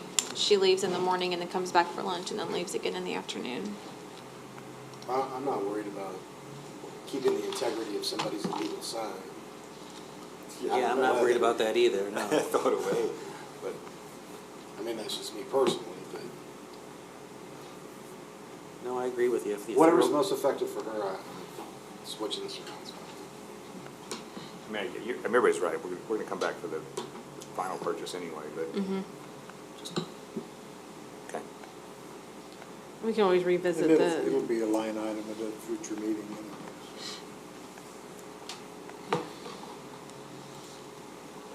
So it's not really affecting the budget, right? Right, it's not affecting. Yeah. she just added a little bit more to the transfer just to get it to what we think it would Right, be a I think the healthy prior number. budget was Yeah. significantly low. We need to For those add vehicles. What do we actually, what's the actual budget question? Is it set? I've for already the- scrolled off of it. Right here. So you put 12 in for the Tahoe to make it up the difference. Gotcha. That's, And that gets Talking me, about again, that gets to that 42 number that was the last fleet vehicle truck purchase. Yeah. We're very lucky that the building inspector truck has a low mileage and doesn't even replace based on what we thought schedule would have. So it's just to kind of offset, the code enforcement position was added and then given a hand-me-down. So hasn't built up the replacement yet technically, but we've had issues with the Tahoe, so it's just to help alleviate that problem. I'm okay with leaving the 12,000 there for now. That's fine. And then if anything changes, we can always not do the full Yeah. we can look at that. Yeah, I'm just curious that there isn't a better value vehicle. out That, there. that's, yeah. And that's something we can revisit, you know. I think we, I mean, that'll obviously, if the Tahoe comes in more than the truck, but that, again, this 12,000, regardless if it was a Tahoe or a truck, that 12,000 number is based off of the last so truck we purchased. let me ask this, and I've talked to Lisa about, and I know you, Lisa, and Troy have talked a little bit about how we handle our trade-in or our auction resale to offset that. If we trade in or sell this current vehicle, would we expect to get 12,000 for it in this current market? If so, that would offset the 12,000 that we're asking to spend on budget. Technically, yes. She Or can get that value. or Or we do you could know what take the- whatever we sell it and put it into equipment replacement, as opposed to, like, right now, we sort of treat it as a, what do we call it, an extra money. Somebody said there was some. Sale of capital there was asset. some Yeah, and it just goes, looking it for these disappears 14 off there, but my thought is when you sell an equipment, piece of equipment that has equipment 14 replacement, depending on mileage. whatever you sell it for, that money should go back into equipment replacement fund. Yeah, we could do that. The situation just with as the a Tahoes policy. is, yeah, the Tahoes always hit sale of capital assets. We haven't sold one in a few years, but. Right. Yeah, I think we actually did that with one of the pool cars in 17. We put it back to equipment replacement. But I think that should just be a general practice, Yeah. and that might actually compensate for that $12,000. Yeah, so when they pay the invoice, we have to recognize the full value per Right. accounting rules, but then there is also, she puts a credit memo in there that offsets it, so it shows the difference too. But if we get 12,000 for this vehicle, If we sell it if we outright, sell not it trade outright it and in. get 12,000, Yeah. or if we trade it in and it takes 12,000 off the Yes. price, it's the same. Yeah. Yeah. I guess that's No, I just, understand. it's a time, Yeah. it's a point in time to bring that up, that, Yeah. that capital assets we sell that have equipment replacement, that money should go into the fund, That's fine. not, Yeah. okay. Yeah, Yeah. because the only other option is to not budget it and come back and ask for it, but Yeah. I think we're gonna replace it with something. Yeah, we will. So I think everybody's, it's just what? So that completes the general fund. Do we want to take a break? Do we want to keep powering through operating and then take a break before capital? Take a break now. yeah. Break time? It's almost It's all you. We're gonna recess for, what, 15 minutes? That's good. Recess for 10 minutes?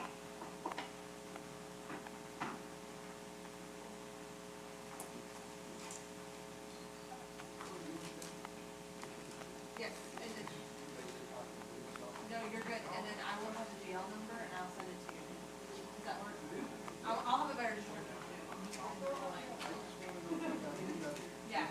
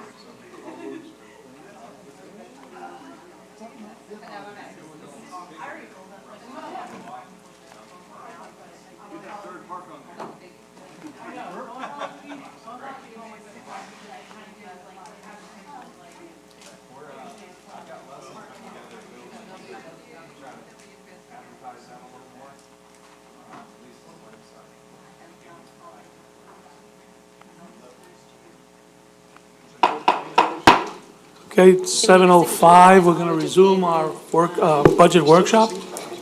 Lisa? Yes. So we're still on item number 6, budget discussions. So we're going to be moving into the hotel motel fund. Just a little background, this is a fund that's solely funded by hot tax receipts. Just so everybody who's watching at home, none of that can be used for general fund expenses. No, so these funds are pretty restricted to what they can be used for. It's really to promote tourism, and, So accumulated dollars in CVB can't be used for any general fund purpose. Correct. yes, Yes. yeah. It can be used to, if they share costs with the general fund, Yeah. which we have a transfer record. But no, we couldn't like buy vehicles or like CV funds. I can't take money from the Or- CVB to give back to taxpayers. Correct. Thank you. So, you will notice in the CVB budget, we did discuss this a little bit, I believe the last meeting or the meeting before. Earlier in the year, we have approved a marketing specialist position for this fund, so you'll notice the salary and wages went up a little bit. And then John and I have met, and he has met with Kathy as well, to true up and to add some things to his budget. Most of it is advertising. This is a heavily advertisement fund because it's to promote tourism. I redid some of their revenue numbers. They are doing very well right now as coming out of this pandemic. So I upped their revenues a little bit based on current receipts and like a flat 2%, because we do have another hotel going online as well, hopefully in the new year, hopefully. And then, if you'll notice, I've kind of put them up here. I'll blow this up a little bit so it's easier to see. John has, this is a new ad. This is a market intelligence data aggregator platform. I'm not going to pretend I know what this is, so, but it's a $35,000 that would go towards advertising. And then AJR media programs, we already have 15 in there. This is to up that up, to add a few more programs to that. And then the Round Houston Regional Tourism Program, that is a new program. His Expedia programs increased a little bit. So in the past couple of years, I do want to note that we have budgeted advertising, but John has only spent to what was reasonable at that time because tourism was hit the hardest during pandemic.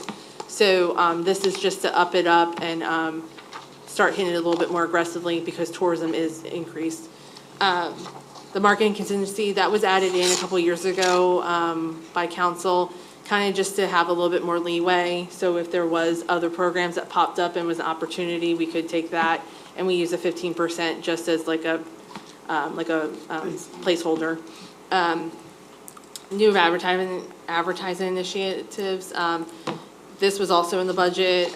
It was just added a little bit money to it. Destination International.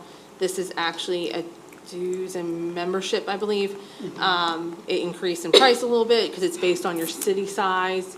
And then travel and training for the director went up a little bit. And then to add the travel and training for the market specialist, I missed that when we were doing the original budget.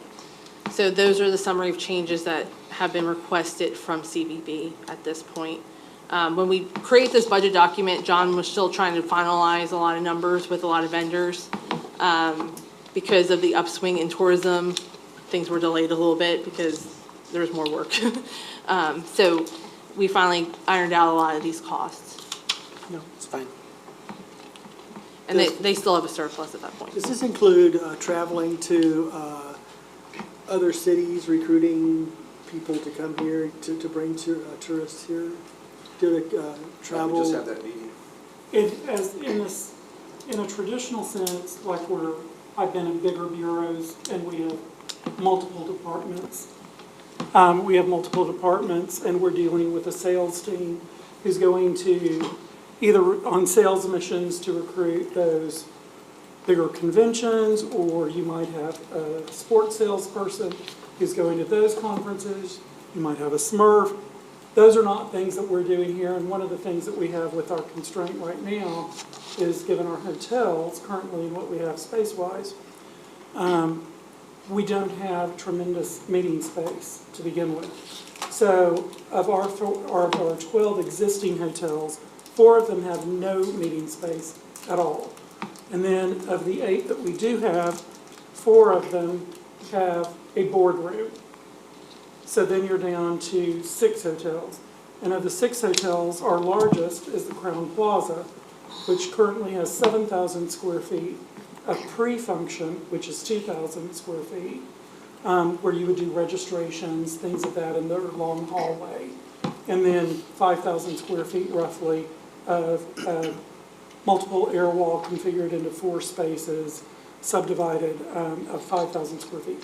That is far and away the largest meeting space we have in our city. Below that, it drops down to anywhere from 2,400 to 2,500 to 1,200 square feet. So I think currently, right now, we know that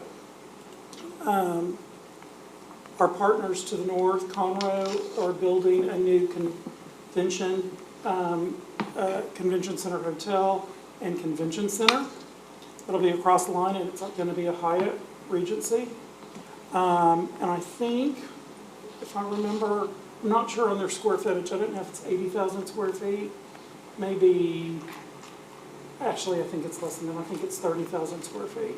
But they also have the Expo Center in Conroe as well.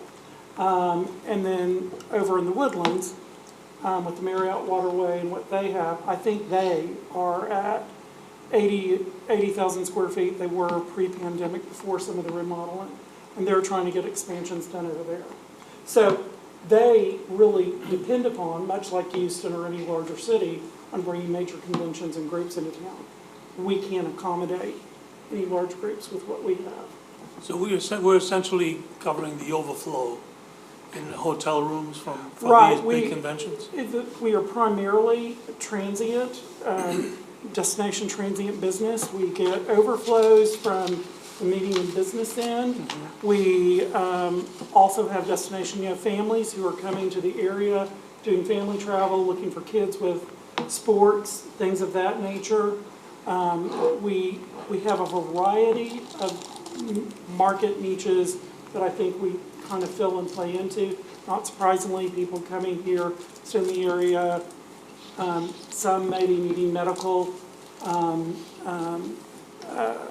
accommodations while they're seeking treatment, things of that nature. We've got myriad types of travel here, and with the, we've got a pretty unique and great value proposition as a destination, because if you think of this like as a hub and spoke, which is often what I try to do, I've talked to Kathy about this as a hub and spoke, we are surrounded by much larger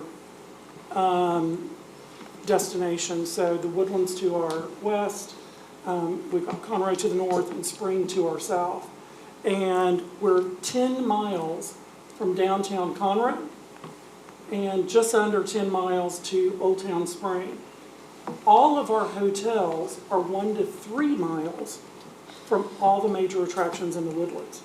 So when you look at the quality of our hotel and hotel properties, when you look at our value proposition on a pricing perspective, and you look at the quality of the reviews for our properties, what you find is we have a really great value proposition for all of that.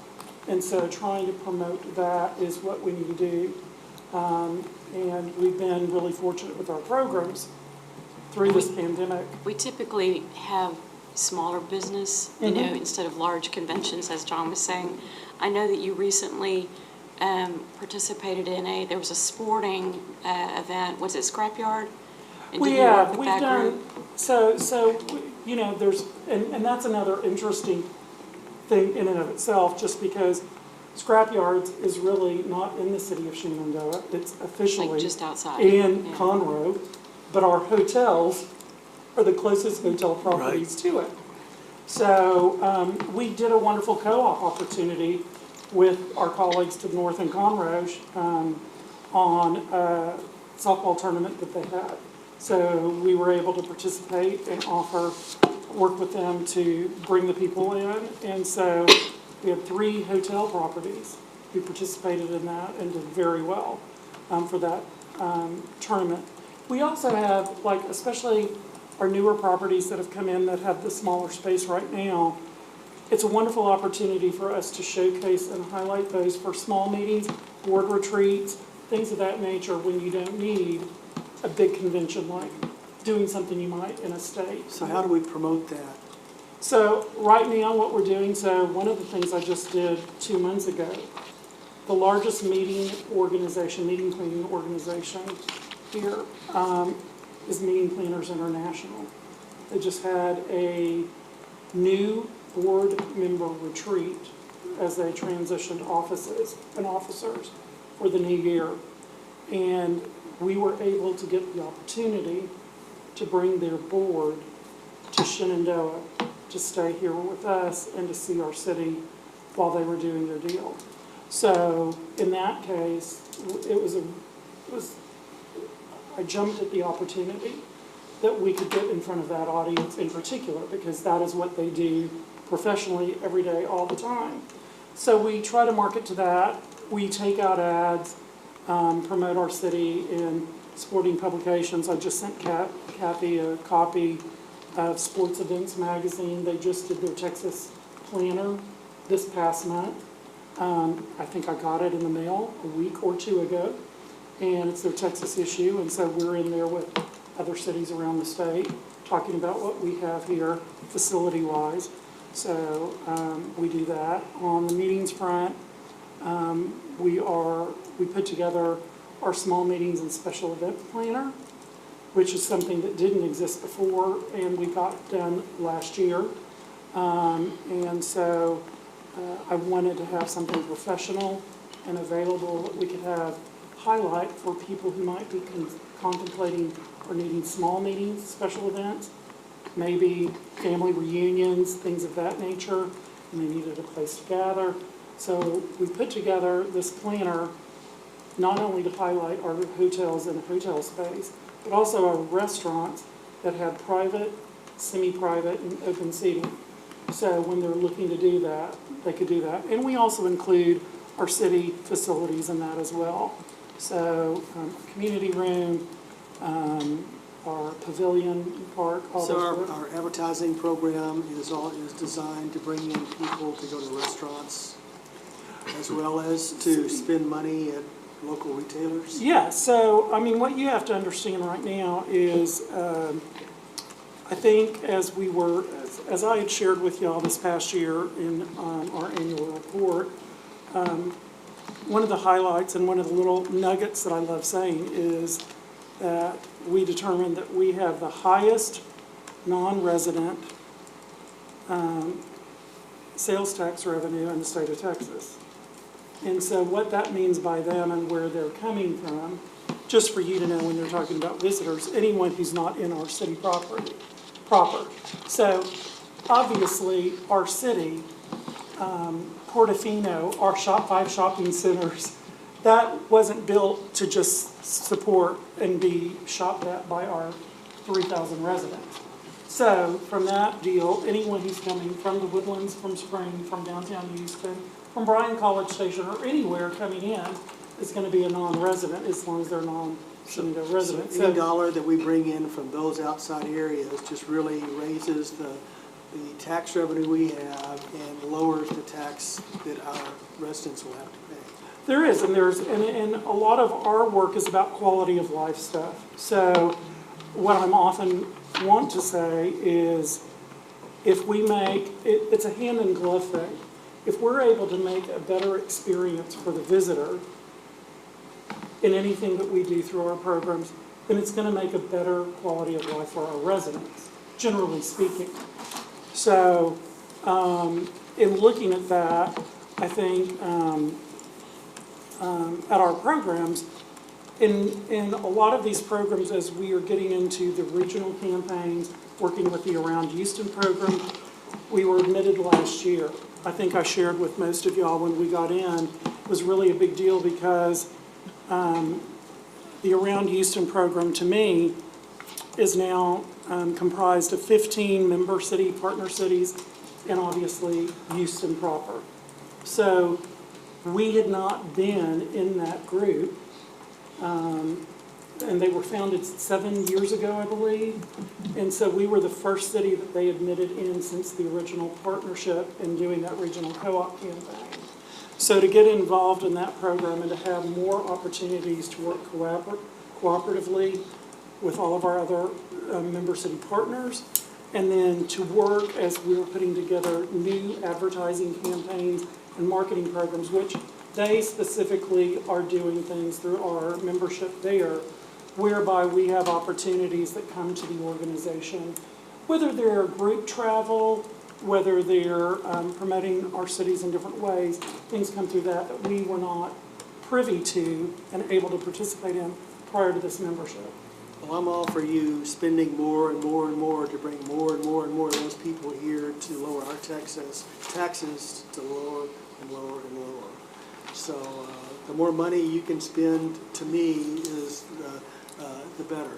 And I hope we can give you enough to really drive a lot of sales. Well, and I feel, to Lisa's point, the thing that I think y'all, and I want to say this to y'all because in our industry, as she stated, and as y'all are all aware, when the bottom fell out, when COVID hit, it was a dramatic response. I mean, when that first month of when everything shut down, Bush Intercontinental Airport travel was down to 10% or less than what it had been.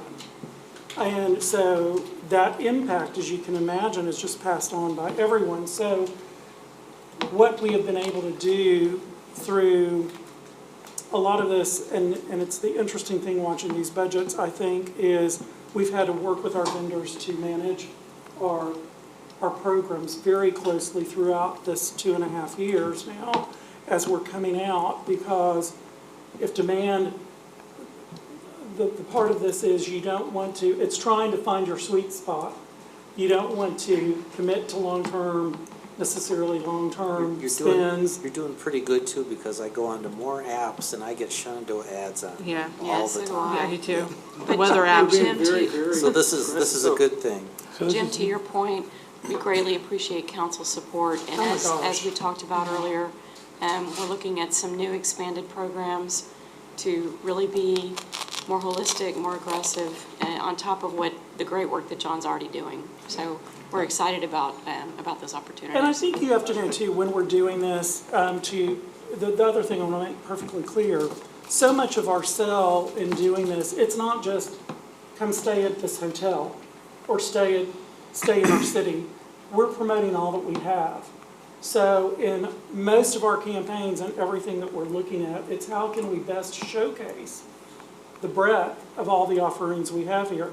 The shopping, the dining, great hotels, family entertainment, Main Event, Urban Air, AMC, Dave & Buster's, all of that. So you're trying to talk about the proximity, the ease of getting around, the benefit of being out here and navigating versus a much more congested downtown. So all those things come into play. So we try to hit holistically on all that we have. Yeah, I appreciate what you're doing in the advertising. I think it's fantastic. I'm going to ask you the same question I've asked Sure. other departments.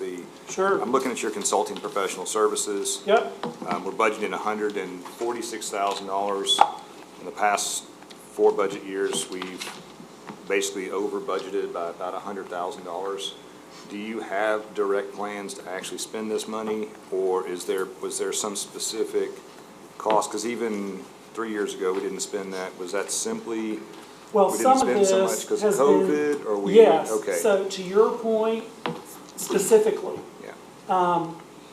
one of the strategic initiatives that we have been working on through our strategic plan has been a program that is just way slower to come out of the gates. And so. And that's we're fine. trying I to- just Yes. asked that question, if you have a plan to spend it, that's Yes. great. Okay. So That's all I this need to is know. So one that it's just really slow at getting out of the gates, but Good. we're working on it. All right. Yeah. So- We sat on a lot of things because of COVID. so- Yeah, I guess. Just real quickly, I want to compliment you on your relationship with the Woodlands, with the Chamber of Commerce here. Every time I see them, they always say good things about you and the work that you do with them. And I think that helps out a great deal. And you're a valuable asset, not only to us, but to them as well. Well, thank you. That's, having been in both bigger and small cities and worked, ran on regional co-op campaigns and stuff like that. My first job before I got here was actually creating a regional co-op in Dallas-Fort Worth when I first started in the agency business. And what that really basically has taught me over years in the career of doing this is the importance of trying to build those relationships. And we're always want to say, me and my colleagues in this specific area over at Visit the Woodlands or Conroe, we think the visitors are pretty city boundary agnostic. They really don't care what Yeah, city. exactly. They just want to know, Where the depending good on times their are. individual interests, what they like to do and how close it is so they can do it. Lisa, so we didn't find any significant changes in the rent then at all? No, I looked at on LoopNet, it's several commercial properties. Okay, And they're pretty much the same as 2 years ago when we looked at it. all right, that's fine. No problem. So I guess, is the consensus okay with all these ads then? Okay. All right, so is there any And other? if you need more later on in the year, feel free to come to us. Yes. And Ask we'll Kathy let and- you know, trust me, I won't hesitate. Okay. But thank y'all, I really appreciate it too, because some of these things, you're stepping out on some new initiatives and trying to grow this. And it's funny, I did have a conversation with Jim the other day, and I just said, a lot of this has been, you've got to crawl before you can walk and walk before you can run. And I feel like we've been able to get things here, and we're in a very good position moving forward. So thank you for your support. Thank you. All right, just to make it easier, I have debt service as a non-major fund, but we'll just go over this real quick, so I don't have to come back to it. So this is, the only change of debt service is that we got rid of that transfer record from general fund operating, just to make it a little bit more transparent with the tax rate. With the tax rate still not being here, this is kind of preliminary. But I do want to note that this is the last year and then starting next year with the tax rate, we go down for the general fund ad valorem portion, about $160,000 for the next 2 years. So next 2 years, you'll see an offset. So there'll be a little bit more more openings with the general fund going forward as well. We're getting close to maturing one of our bonds in 27, so that bond is callable still, because it's in its last couple years of life. So I do have John Martin checking the interest rates continually to see if we can refinance it at any time. Right now, interest rates are high. So we have a better interest rate with this bond than to recall it and refinance it. So that's just an update on debt. We'll know more once the tax assessor gets me final numbers, but, and then the expenses are just the bond payments, arbitrage work, and paying agent fees to the trustee. So the next department we're gonna move to is water sewer. Revenues will change a little bit. We are seeing significant revenues primarily due to the drought conditions. However, I'm gonna try to take those out as much as I can as outliers and try to get a true up number on the revenues, because we're getting closer to the end of the year, so I can see where we're actually trending. So those will probably be updated. Tammy, we just had reads today and tomorrow, so we should have an idea of what our bills should be by Monday, Tuesday. So moving on to the water sewer expenditures. There was no request to change. There is a request to utility billing, but I'll get to that when we get to utility billing. A lot of the increases for your water sewer is just increase of cost and labor, really. So you didn't have any other significant changes? Not for water sewer. I do have one for utility billing, though, which is funded by water sewer revenues, just a different department. Yeah, the equipment was up, but it's seems like it's an every other year thing where it pitches high sometimes. The equipment maintenance. Yeah, so I know that, Pump's breaking, you know what I mean? Yeah, I had to do some increases there. Just, we saw a lot more this year, and the costs are going way up. No worries. You talking about the operating equipment, with the water meters? no, it's gonna be equipment maintenance. so Under the it's equipment maintenance, Equipment yeah. maintenance, The yeah. collection and distribution systems. But back in 2021, it was around 168 too, so it's not out of line.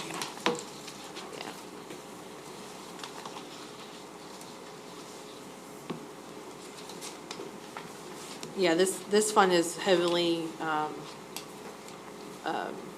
whereas some funds are heavily personnel based, this one's, that's just straight up operational cost based. So, And that year-to-date is something up. and once we approve capital projects, obviously that transfer capital project will change. Also do note that the loan, principal and interest first year payment hit this year as well, so that's a little bit to the transfer to debt service. So, any other questions on water sewer department? Nope. Okay. Moving on to the utility billing department. So I did discover, so Tammy, who works underneath me, utility billing's a finance function. She has been being paid out of general fund, but we realized she needs to be paid out of water sewer. AP has moved to Lacey Davis, so she's not doing much with general fund anymore. It's primarily water sewer. So Okay. we're gonna move her salary over to the utility billing department. And then it was discussed to add an accountant position to the general fund. So basically, the Tammy movement will just open up, and that position will just take that vacancy. So there's no additional funds needed in general fund. To be clear, we're going to be adding a new employee. Yes, I want to just say that out loud so Yes. everybody hears that, yeah. yes. And this is a position that we had in the past, we just never refilled it. Right. Once Lisa took over as finance director. We're growing and Yeah. the work's growing. Exactly. So just, when I bring this, I will get all those numbers carried over, and then,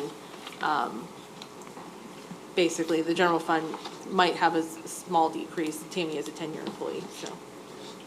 So, another question here. Utility billing is solely part of water and sewer, right? Mm-hmm. Right. Is there a reason it's a separate department as opposed to being underneath It's for water and sewer? tracking primarily, because it kind of has its own operational costs. It's the billing side, if that makes sense. So water sewer is more an operational fund, and then billing is more of it's Collection. collection, yeah. So it's easier for transparency reasons to see that broken out. I was just, Yeah. it's just a curiosity since it totally falls underneath. Yeah. It's kind of like the same theory that general fund pays for police and public works, or, police and emergency management. It's just really tracking, I don't want Lewis yelling at us either. Yeah. Well, it's just a little bit, it's just transparency, really. Yes, exactly, exactly. Just curiosity. So that change will be made, and I'll bring those numbers forward. So, Okay. is there anything else with the water sewer fund at this point? No? No. Okay, so our last kind of group of funds here are kind of non-major funds. We did cover debt service already. Park beautification, it's just a transparency. It's really hard to budget what we're gonna do in, reservations. We've done very well with the online system. It's been great. Joseph's been able to fund a lot of his park expenses out of that fund to keep up. And again, so the reservations is, are we using that, we're using that for additional beautification, or are we using that for repair? Plants, repair to flowers. existing? Okay, Yeah, plants and flowers. plants and flowers. Yep. Beautiful. And it's just, we spend what we get. Yes, Yeah, And then once, some. once I get it, and Lisa says, hey, you've got some money in there, I go and spend it. That's, okay, that's what this You know, should be that just a money's to be wash. spent, make the parks pretty. That's awesome. yep. So, the next department's gonna be equipment replacement. Some of these will change based on the discussions we had, community development, obviously, and then some of how it's just reported for, police, combining those three line items together. And then the removal of the, pool equipment replacement, because that's now an MDD. So the question here is, have we in this budget adjusted for the increased cost in the vehicles? So. The idea is we should be, whatever that number is, ought to be what a new Tahoe cost or our new Charger, whatever it is we're buying. They put in. We try to make that best guess when we purchase a new vehicle. What's it gonna cost 7 years from now? Right. And I So know just like, we try to incorporate that in there. It's a guess.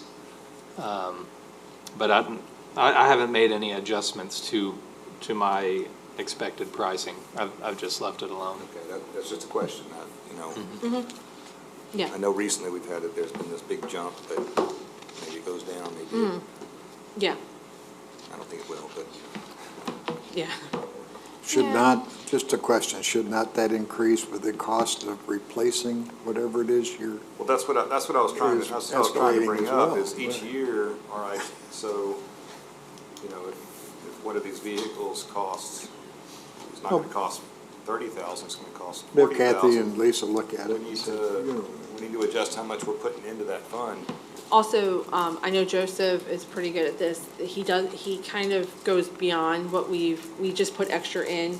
So if he puts in for a 10-year replacement, if at 10 years it's still good, we just keep carrying that investment in there so that it'll put more money into, so when we finally replace it, it's basically, you might have 15 years in there, you know what I'm saying? So you're kind of doing the same thing at that point. Yes, and for the folks following along from home, when you look at the replacement fund and you see the notations, it's, okay, I've got 2 non-patrol vehicles at $30,000/7 years and then 3 years investment. Could you explain what that means for everybody? So, basically how we calculate the numbers that go into this fund every year is that you take what you think the purchase price is gonna be, divide by the useful life, and you get that number. I believe it's Councilmember McLeod had requested a couple years ago that we put how many years have been already contributed. That would be the last parenthetical. Yes. Thank you. And I will double check those because. Well, that's what it says, like it's 7 years and only 3 years have invested. Yeah. I just wanted to make sure that folks at home could. Yes, follow I'll make along. sure everything, and I know. That's how I read it, you It know. kind of cuts off because of the document, so I can try to fix that too. I didn't notice that. I apologize. But, yeah. Thank you. No problem. And then what's the transfer from technology for infrastructure projects? That's So- similar to equipment replacement. So when technology was under admin, this was for server replacement. We realized servers don't typically get replaced like that. So what we did was we changed it to just IT infrastructure projects. So Chris did have to buy a couple servers a couple years ago, and it just paid for that.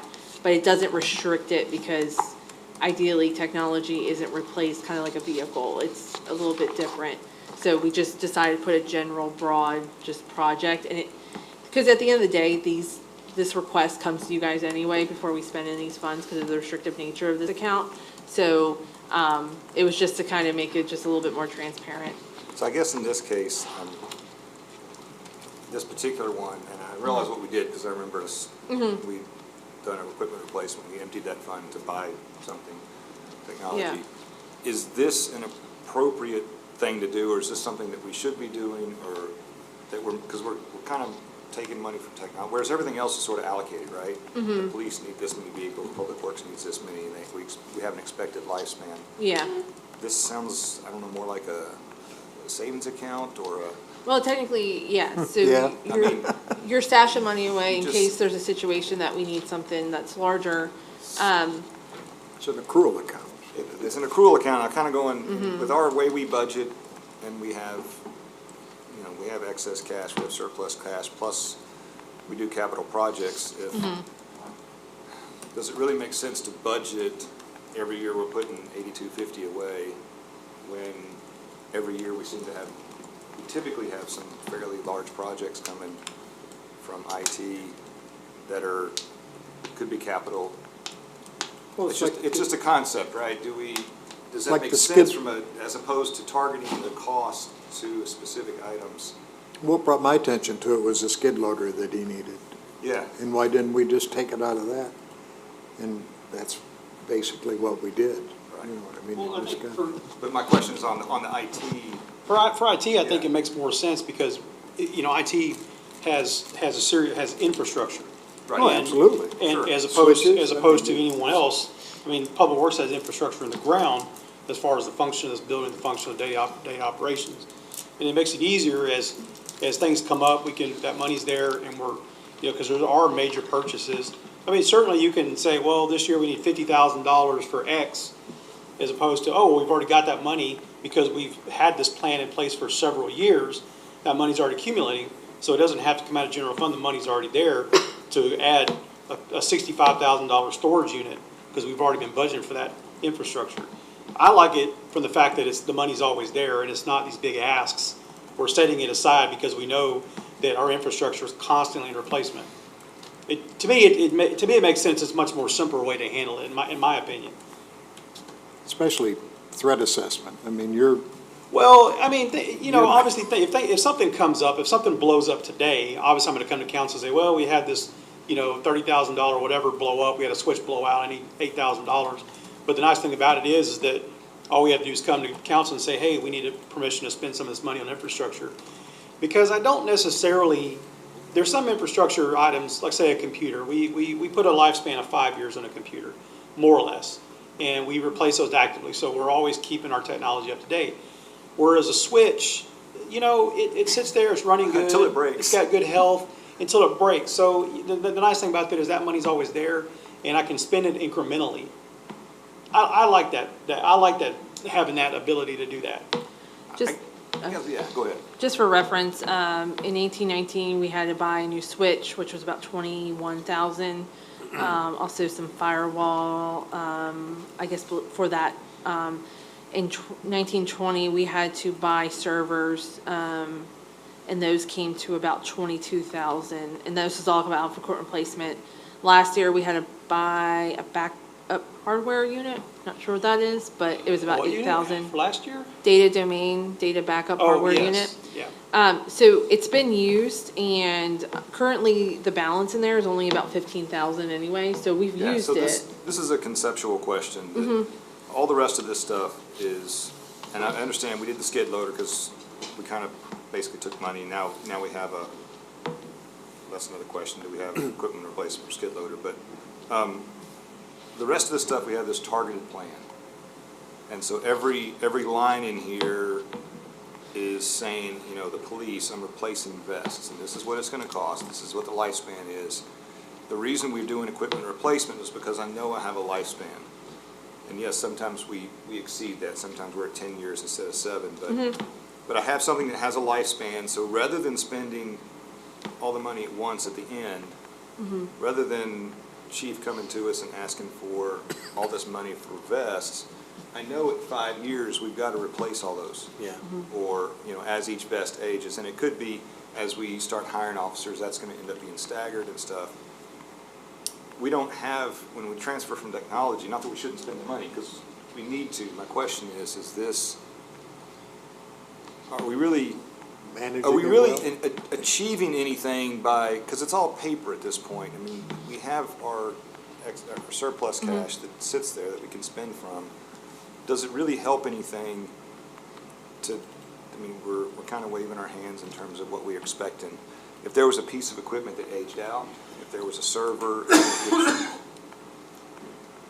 we need to take care of our equipment. I just don't know that an equipment replacement style fund is the way to handle. So instead of anticipating contingency, basically. Because there's just nothing on here ask- with lifespan. Yeah. So it doesn't really fall under this equipment replacement idea where we're budgeting because we know in 5 years I have to replace this. I know in 3 years I have to replace this.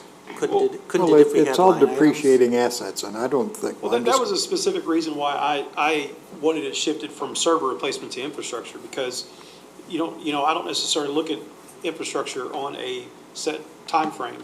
You know, some things I do, but And that's it's like exactly my 5-year point. basis. That's Yeah. exactly my point. And I see where you're going, but I guess my question is, we've been doing it this way for a long time, and now obviously that equipment replacement covers, we do that PD for cars, we do that across the board. What is the downside of doing it that way? Like I said, I like it because, like, say, for instance, something goes down mid-year, I'm not coming and asking for $20,000, we've already set that money aside. We still gotta come ask. You can start to ask for You 20. do. To me, it's a more flexible way of doing it for keeps large you- purchases. That's my opinion. It keeps you on a cadence. So Yes. you mentioned the switches, right? I don't know how many switches that we have, but in how long you would put a lifespan on it. You said a switch would last approximately 5 years? Well, no, I mean, a computer, but like a switch may last, we have switches that are 8 years old, and Right. should I replace them? Well, so that's where I kind of balance out. It's like, if it's functioning and I have a backup, I'm gonna keep it there till it dies. And I would, because you don't want Yeah. to be like Harris County, okay? Well, A new administration comes in, Replaces nobody everything. notices how old the switch is. Right, Switch crashes. The whole justice system went down and couldn't be brought back up because they found out later, well, the switch was 13 years old. But it kind of keeps you on a cadence of 10 megabits. looking at it, because the failure and then having to release several hundred prisoners because you can't hold Yeah. them any longer, that's something you Absolutely. don't want to have too. absolutely. Well, I mean, I guess I have a little bit different tracking mechanism because I have everything in the city owns as far as technology is inventory and dated. So I do look at it, I have that Good. in my view. So I know what that infrastructure ages, what the age is. And I'll look at it 1 year and I'll come and say, well, I've done it in the past, say, well, I want to spend $8,000 out of infrastructure replacement to replace the switch. And so the money's already there, we're not asking to add it, take it out of general fund. I guess it's 6 of one, half dozen the other. I guess my point is, these are specified things with specified lifespans. We've broken the cost up. I think, to me, if you need something replaced, ask for it. I mean, in the past 3 years, we've spent way more than this, and I'm okay with that because we need to take care of our stuff. We spent, what, $30,000 and $20,000 and Almost about $50,000. $50,000. So I guess my thing is, I guess, again, this is a concept issue.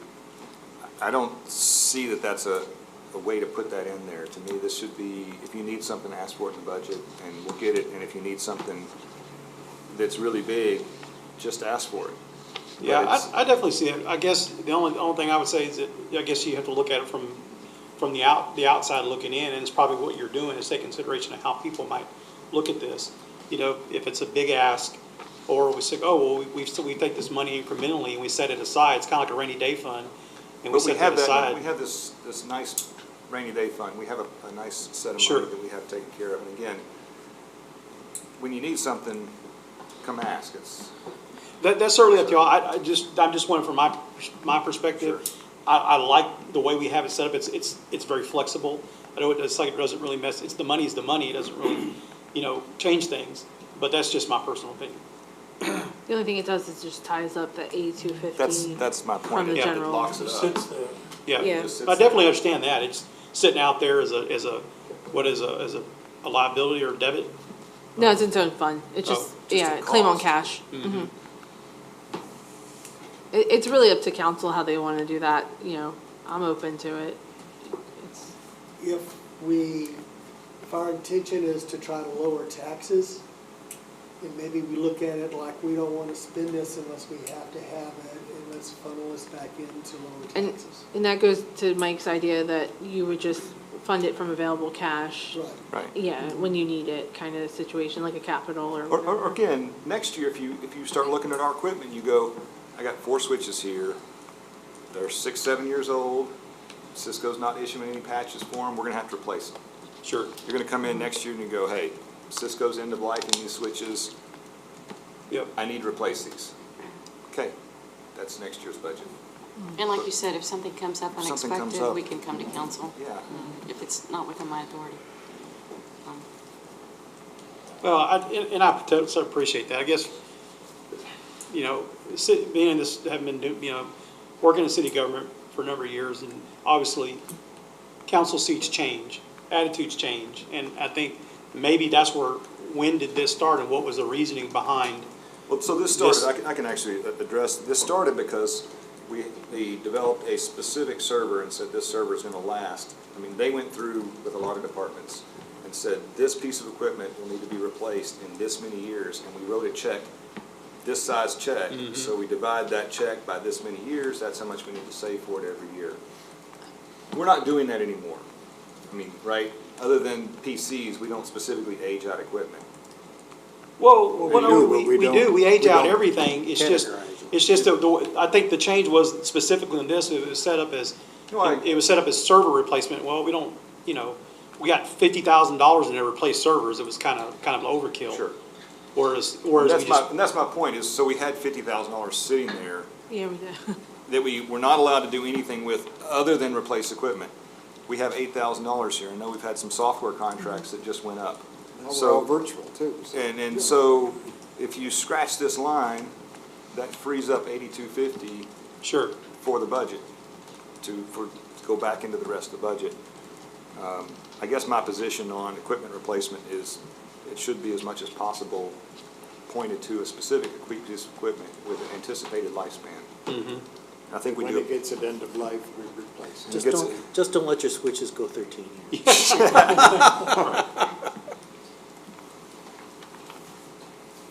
All right, so is the general consensus to remove? So we're talking about technology? taking, we're talking about like, is a philosophy doing No, away with no, it's not. equipment replacement? No, okay. I was proposing, That's not Charlie. what we're talking That's what, no, that's what. Charlie, I'm that's what I proposing. was proposing, to That's remove what I this heard, from yeah. transfer from technology. But Since it's I not would say allocated no. to a Okay, specific. Okay, that's what we're talking, that's, Yeah. Because I'm with him. I mean, I was on the, you got one MDF and you got, what, 5 IDFs around here somewhere? Well, I mean, You know, you got one at the He's pool, got a one at the solid, park. he has a solid point, and Oh, I I understand, don't too. disagree with that. I mean, it's, yes, I mean, you're directing that money toward a specific purchase at all. I mean, I guess it's just a matter But of look at of the environment some of philosophy. your stuff is in the water pillar over there, you've got it, But to Mike's point, I mean, I can say, Humidity, but hey, do we need to a replace. saving pot that ties up money annually for, we don't even know what? When you can come to council and ask for it. Well, which we do anyway, we still have to ask for to spend that money. Spend it, yeah. But it's not, I mean, the money's already set aside, I guess that's the only difference. You know, you're not having to go in a mid-year edition and pull that money out of general fund, and money's already set aside. I don't know, I guess, maybe I It's the think same about. bank account, I mean, it's, Yeah. Well, I It's don't just, think we're not we allowed to utilize spend it this. like it should be used, okay? And On council the still has to outgoing side. authorize a purchase from equipment replacement, so. I guess my thing is kind of like some of this other stuff, if we spend it, we're gonna spend probably more than this. And if we don't spend it, it's tied up. Well, we should accrue according to what it. That's my according to point, What it would cost us to replace it, and there's gotta be, Lisa can figure that out and see if we're behind the 8 ball or in front of it. But I think That's all. what Lisa was saying was we're spending here, here, here, here. Unlike the vehicles, We all know that, right. we know what we're doing. So if he's got 3 Tahoes, some of the money that he normally would come out of M&O should come from, to offset partially some of that. We could use it for that, You can offset Tahoes with computer? No, the No, dollars. Right, He needs right. 3 Tahoes and they're $75,000 apiece. But we We could buy can't, one of them with the Right. equipment replacement fund. but we can't spend IT's equipment replacement on a Tahoe. Yeah. No, it's Okay. directly proportional to what IT puts into it as well, I okay? see what you're saying, because you're averaging it out over years. Yes. That it's like, It's a yeah, there's gonna be depreciation spikes up, there's gonna be spike down. On average, that fund is getting to about, you're gonna spend it. It's a matter of when. So what's the difference between that and asking for specific needs year to year? It's just not coming out at one time. It's accruing. It's as opposed to hitting a budget, But we're not making, we're not making significant interest Well, on it, To right? me, the difference is that one way it feels like I'm planning to do something, and the other one says I'm reacting to something. The last time I asked Lisa, there was $750,000 in it. Well, that's for all of it, right? All of them. Okay. I understand, but there it is, okay? Yeah, technology right now, the balance is 15. Yeah, we've only got the 2 years, right, last year. Yeah, they So, I have, mean, whatever the balance, I mean. Yeah, what is the balance? I think that would be helpful to know. yeah, $14,952.77. but that's just for technology. Yeah. We're Just for talking about- technology. Just We're for talking about technology. equipment replacement across the board also, Oh, aren't we? I could do the mean, clean correct. one. Yes. As a philosophy of Ron, how we're handling it. Watch your feet, keep catching that cord. Yes, the claim on cash in the 120 fund is about $850,000. I'm good, for me, I'm good either way. I definitely see both points, definitely to Mike's point, really, I guess truly, if you're using the equipment replacement philosophy, it's maybe just giving you a pass to not plan as well. Because if you have that cushion there, you're like, well, if that switch goes out or, Yeah. mid-year, I'll go ask council for, another server, because we have the money sitting there. And then we could feel like, well, gee, I didn't know this was even coming up. Yeah. And True. now I'm getting hit by this and I wasn't Instead expecting of maybe it. looking at the option of making like a CIP on some of your stuff, like Joseph has, and we can kind of just have a tracker. And that may be a good idea. Yeah, that could do. Yeah.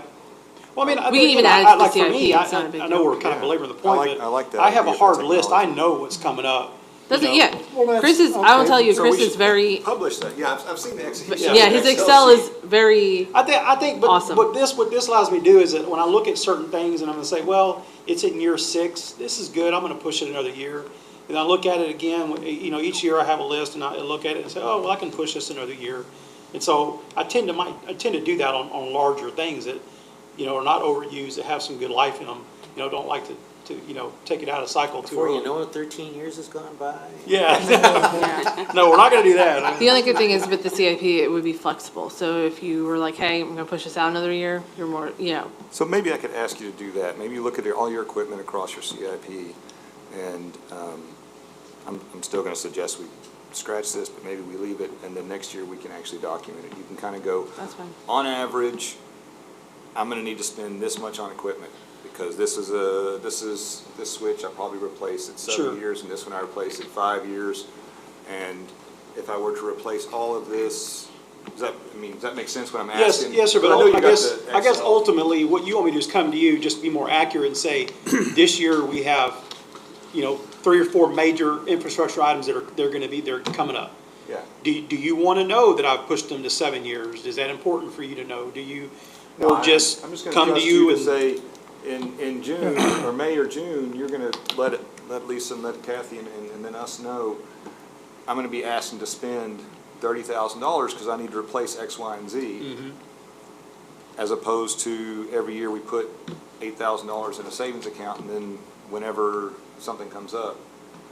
And again, the CIP is nice to look at that and go, well, this type of equipment needs to be replaced.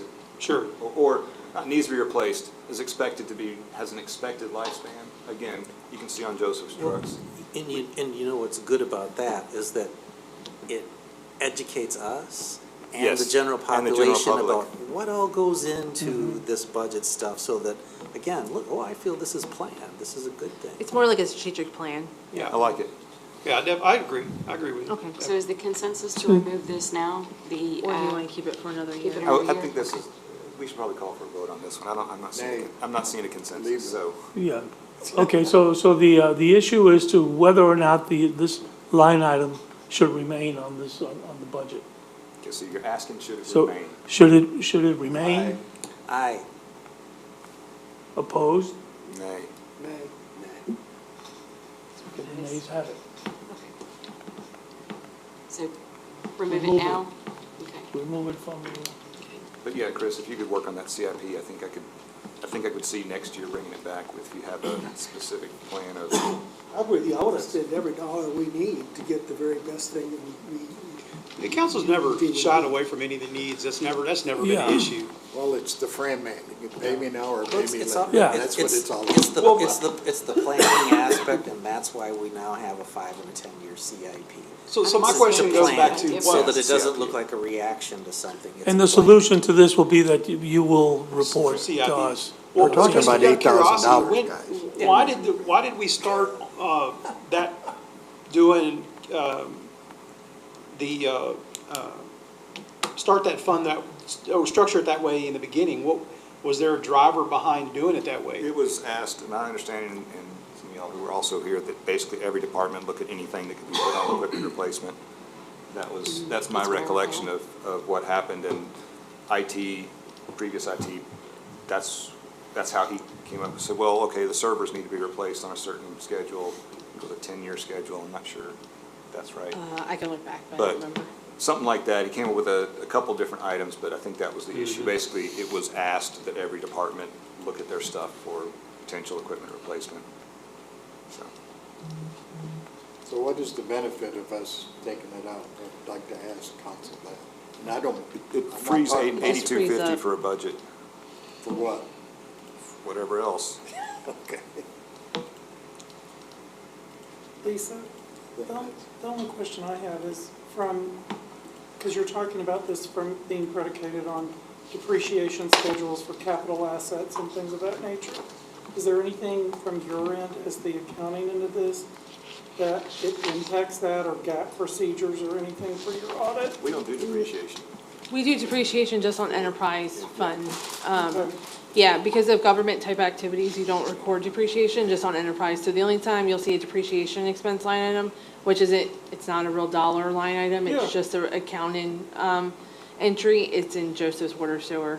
Okay. And he gets mad every time he forgets that that's not an actual expense line item. But enterprise funds are the only things that we have to recognize depreciation on.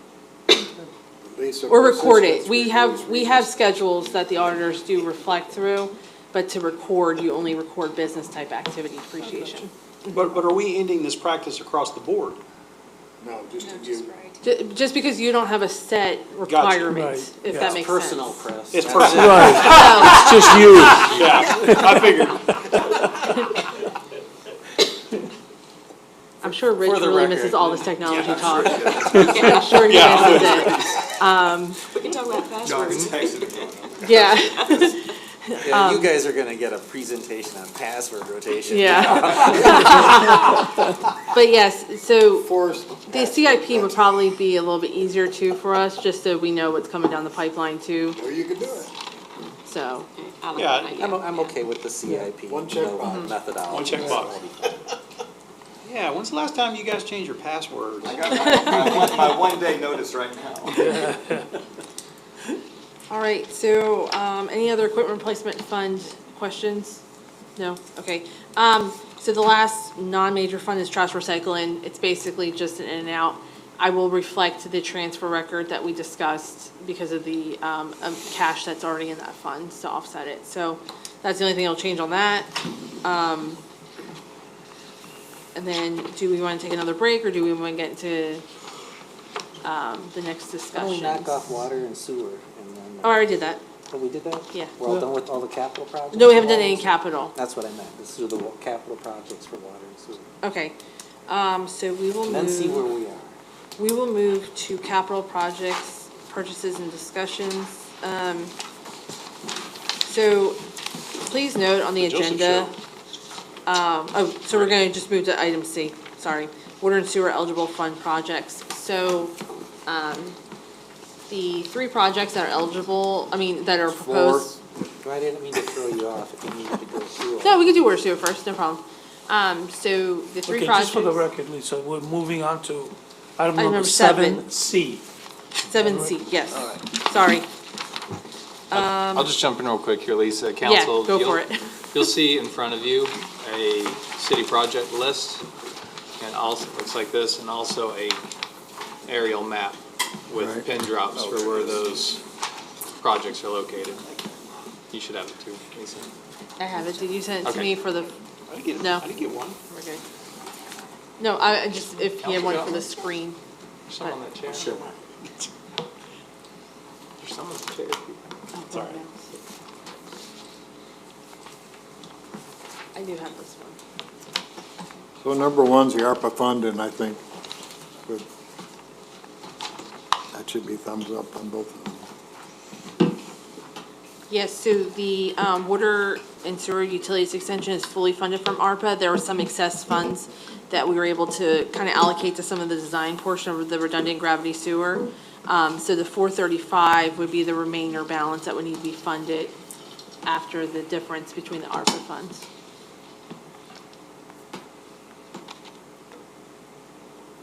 Do we have a solid budget for the Tamina water? Is that gonna cover it? For the utilities 720? extension, yes. Yeah, we got an opinion of cost from Blau Engineering Okay. for construction costs and design. And if there's anything that doesn't come true to cost for that 720, it can just, from the ARPA funds, it can, allocate towards the redundancy. Lisa, You do you want approve, me Kathy? to go through this list? You approve, because you got a city administrator approval checkbox on there. Well, So, yeah, council approved these ARPA projects. that's what I thought, all right. Yeah. But do you approve? Absolutely. Okay. No, I'm not being facetious.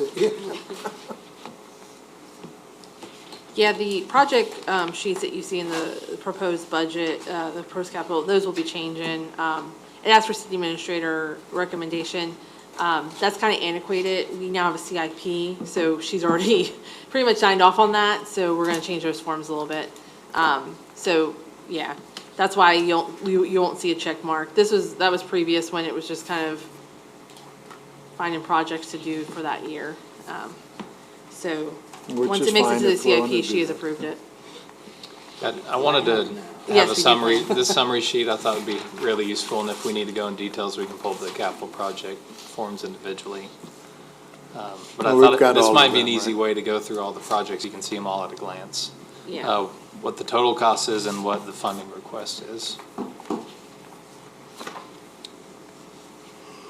I'll go ahead and run down the Go list ahead. real quick. Yeah. So we talked about the Tamina Water and Sewer Utilities Extension. That's fully funded by ARPA. The redundant gravity sewer line underneath I-45 is partially funded by ARPA. There's still $435,000 that would need to be funded by water and sewer to fully fund the construction of that project. And staff is requesting for that to be fully funded.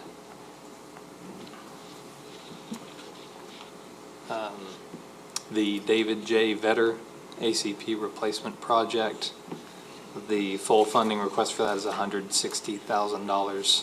This is going to replace asbestos cement pipe between I-45 and David Memorial on David Vetter Drive. And this is the very last ACP in the city. There's a little bit more. The city has They a goal breathe. to get rid of all, to replace all ACP by 2025. There's still a remaining section Research Forest, right? in Oak Haven, but due to an ongoing lawsuit, that's kind of put that project on Let's hold. leave that alone for now. So the difference between the city project list and what I've got in my project book, which says 375, is what happened? So the original quote, project sheet you had, I can pull it up, For which one? for the Vetter. For David Vetter ACP replacement, it was looking like it was gonna be 375. So this is a more firm number is the 160? I have it on the screen. I don't know what you're looking at. That. Oh, that's old. Yeah, it's old. Okay. Sorry, I guess you didn't get the updated. No, this is what's in the book. What's in the book? Yeah. I can Okay, yeah. only go what's in the book. Yes, that has been updated. It is 160 now. Yes. Thank you. Now, we're able to narrow some of the scope with some potholing, so Okay. the 160 is the full cost estimate. This has now gone down to 160,000? Yep. Yeah. Correct. For what reason? There was a reduction in scope due to some potholing. We found some additional PVC, so it reduced what we're gonna have to replace. So the construction cost or the planning still 75,000 and the construction cost is that much less? No, so planning is, Just being, planning is gonna be less. So the engineering's around 18,000, just under 18,000. And then construction costs are gonna be, around 140. So I was able to get some updated numbers from Blisle Engineering after we got that additional information. Okay. well, that's fine, Joe, I'm right there with you, I just wonder how you got there. So that's 158 or 160 and rounding it I'm up. glad to Yes, have more 160. money. So now that's what you're funding is 158, 160, all right. You need a cush, right? just a little bit. Nice round number for budget. Yeah. And the way prices are going, I want that round number to be up just a little bit. Well, that helps, okay. The final project that requires funding from the Water Sewer Enterprise Fund is the well 3 and 4 motor rebuilds. So each year we do testing of our motor wells. And the report of this test showed that those two wells have vibration higher than recommended tolerances. So we really want to nip this in the bud rather than taking a chance. It over vibrates, you damage your pump shaft, and now you have a really, Vibration means that the bearings are going? yes. So on your report, it's well 2 and 3, and then on your splash page, it's 3 and 4. Which is it? So it's water plant 2 and 3, wells 3 and 4. So water plant 3, I'm really gonna blow your mind. Water plant 3 has well 3 drilled. Water plant 2 has well 4 drilled. Because well 2 failed, had to be capped and Our redrilled, so now we metadata have well needs some 4. work. And water plant 4 has well number 5. Letters on our wells, Yeah. on our water plants. Okay, that's fine, as long Okay. as you know where it is. And that was the last Absolutely, I do. water and sewer. Yes. Now it's time for break. Okay, well, I guess it's kind of a consensus if all these projects are a go.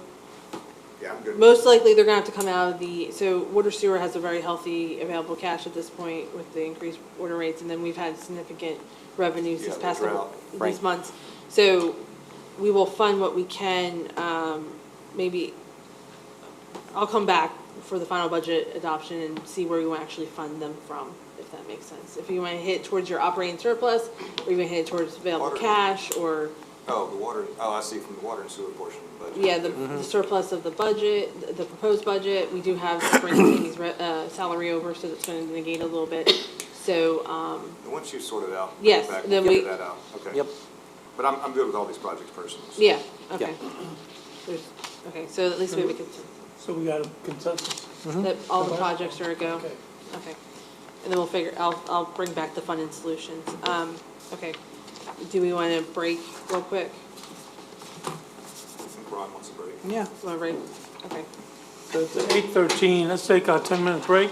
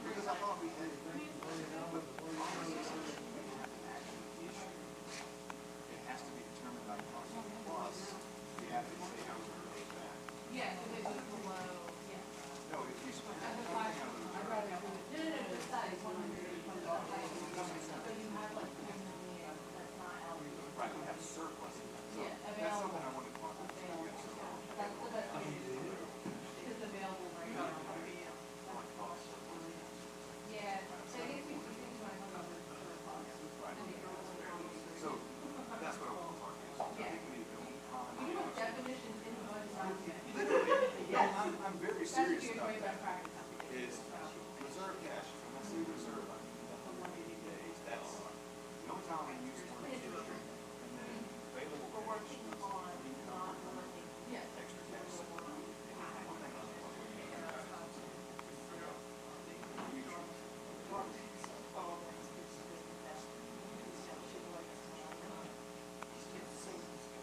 At some point, you need to bring this up.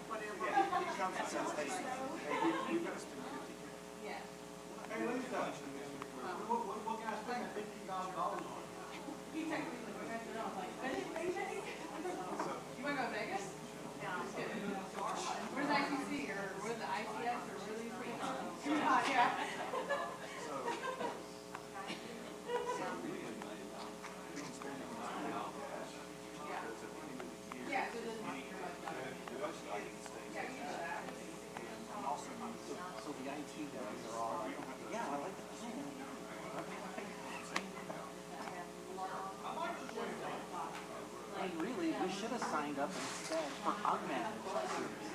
That way we just pay. Whatever, right? Why plan?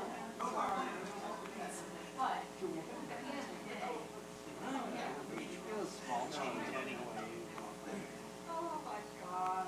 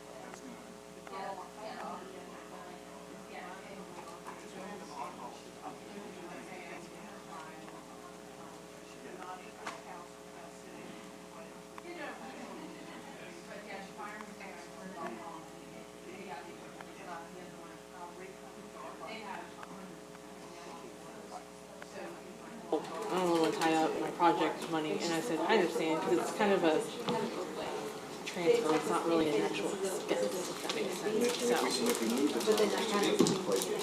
That'll really skew our It'll bring it down, It'll bring it down if we'll pull it. If we'll put it into equipment, and then you pull all equipment replacement out. Oh, yeah. Well, it depends on how you supplement your equipment. If you try to go against the budget, yes, but if you don't, no, if you use another mechanism, the budget surplus will appear. I thought it was Those actually, So maybe, do you want to bring it to the agenda on Wednesday? I can do it real quick. okay. Conceptually, Yeah, because I kind of have to have, yeah. I don't know. I can do it. No, we I go. don't, yeah, I mean, that's kind of my thought. we gotta get everybody's opinion. Yeah. I just wanted to say. We can do some recon after the meeting to discuss it. I mean, it's been that way I think, since I've been here. So how far am I gonna make it? Still only run out of money. well, well, it depends on how you want to.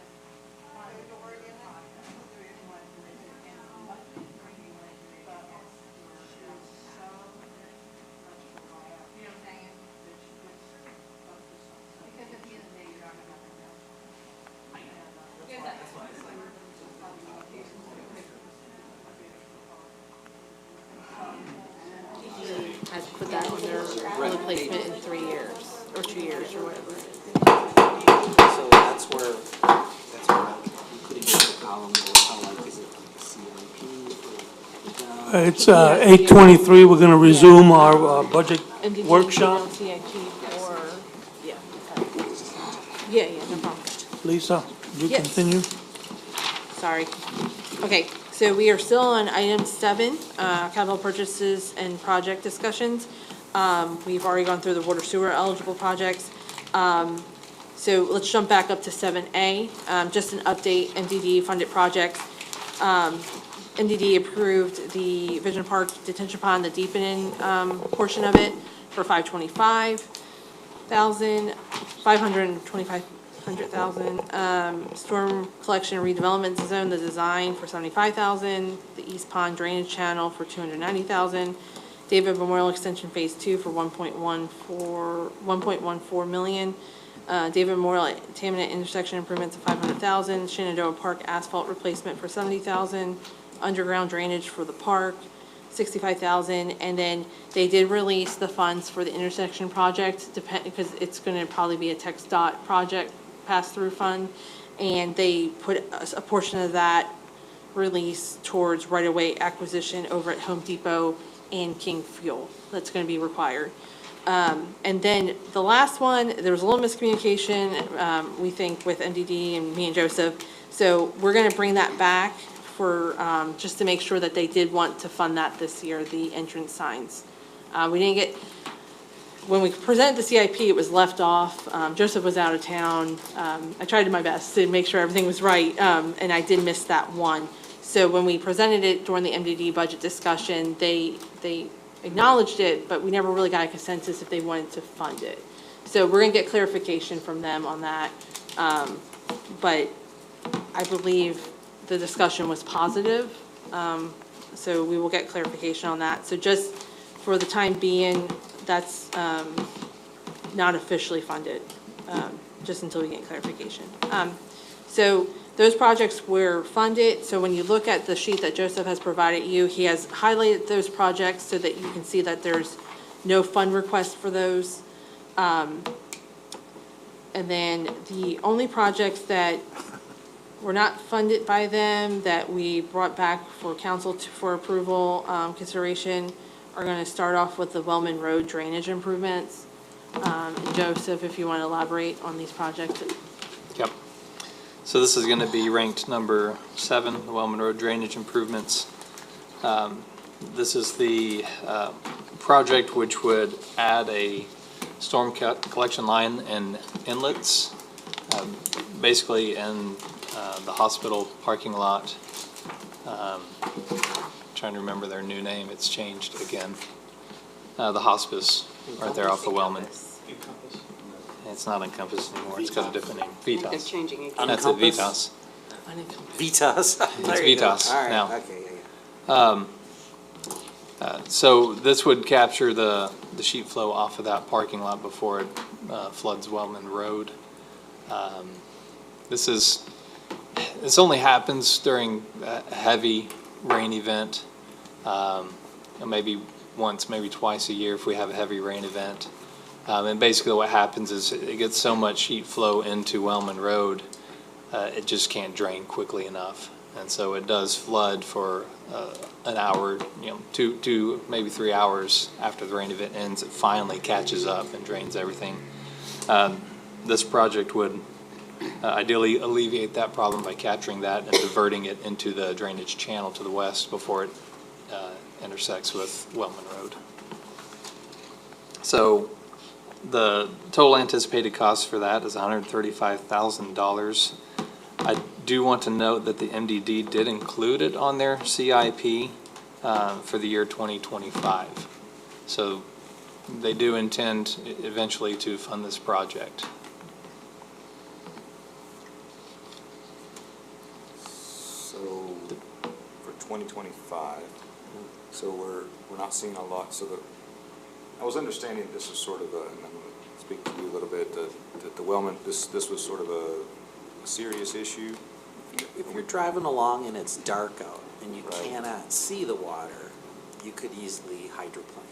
I don't, because I was driving like my Saab 4x4, right? So it wasn't going to be a big deal for me, but still, anybody else hitting that water or speeding and hitting that water, you could wipe out pretty easily. So I'm going to ask the two MDD members, what was the thinking behind pushing it to 2025?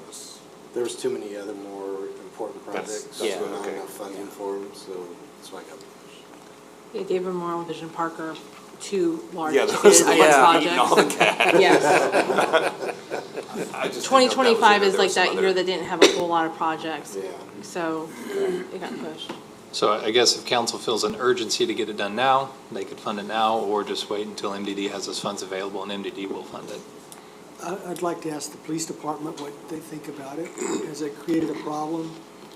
I think it's not as significant as an issue as some of the other projects, so I think that putting it to 2025 would be, I would have to agree with the MDD on that. Yeah, if it's on the CIP, I could wait until 25. Okay. Do that then. Okay, so the next project, and just a note, we are on agenda item 7, part B at this point. I apologize. So the next capital project will be the PD parking replacement at Benton, and I'll let Joseph elaborate. Because if you recall, we did a funding to just put in the carport cover over the Tahoes. Staff worked on that project, bid the project out because it was going to be over $50,000 once you threw in electrical costs for the lighting underneath. We're a little surprised, maybe not too surprised, when we didn't get any bids. We talked to some of the potential contractors that could have bid the project, and they just said it's too small a project to even bother with. Getting the bid documents, working out the paperwork, and if they're going to make it worth their while, they're going to double the cost. And that was the general consensus we got talking to several contractors. So, and I believe I provided an update to council on this at a previous meeting. So basically, we use some of those funds to remove the old dumpster pad. There's a concrete pad there, remove that and replace it with asphalt. That's really all we used for that project.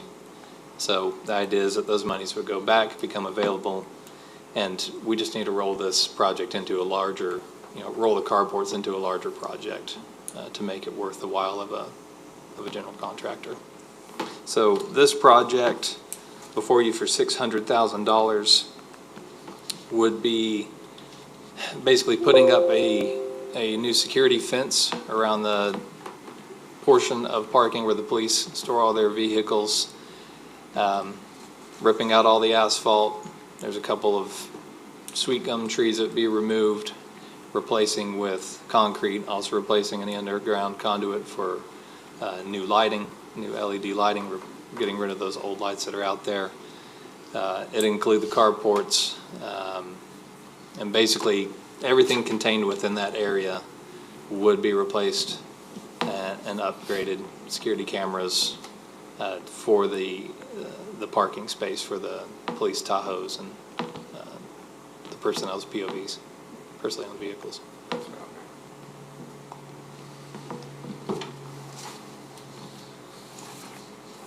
I was looking at the design for this, and I was wondering if there wasn't a way to, where we got the cantilever where the cars generally sit now, is there any way we can have that be closer to the building? And likewise, I know that there's a green space there of grass that everybody just tries to avoid to not get their boots muddy when they walk into the building.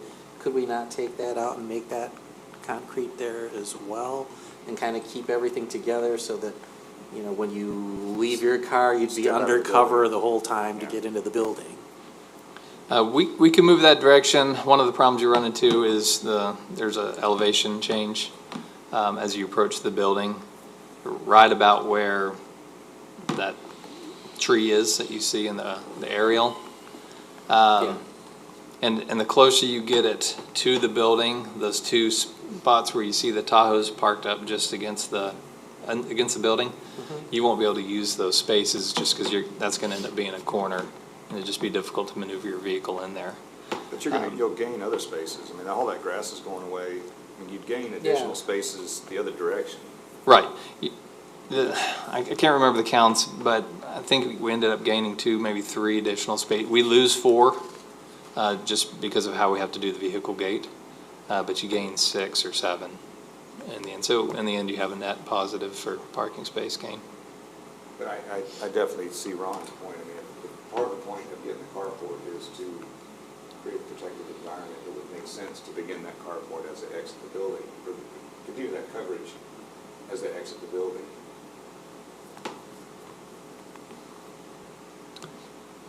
We can definitely look at that. It would need to be fully designed. This price does include design services with Blyle Engineering, because with this extent, we're going to want a sealed and stamped engineered set. So it's something that we could definitely look at during the design process. And then I'm trying to reevaluate the need for the fence then. So if I needed to protect my vehicles for a reason, I can still put them by Public Works, and I already have 2 operating electric gates. So if that was a concern, we could always move some vehicles there if we're trying to protect them from folks having access to them. Right, so the original concept is to protect the vehicles to an extent, but it's also to protect the officers. Many times that officers are getting on and off duty, they're in the parking lot, people walk through, we're always getting people coming to our back door. That's more of a safety factor than it is just the protection of the vehicles. It's about trying to secure the facility for safety. So that walk-in gate and the drive-through gate would both need to be somehow. Secured access, yes, sir. Clearly the car one I can see, but like how do you handle the access gate? It would be something where it would be just like you would enter a door. The old badge scanner thing? Correct. Okay.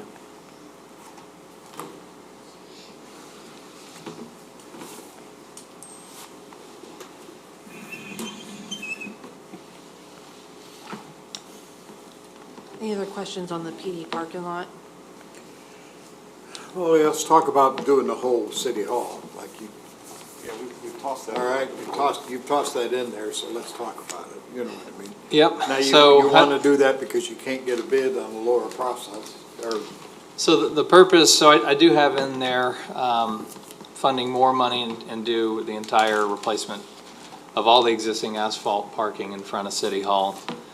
The benefits there are, one, you get some economies of scale to have one bigger project than doing this one now.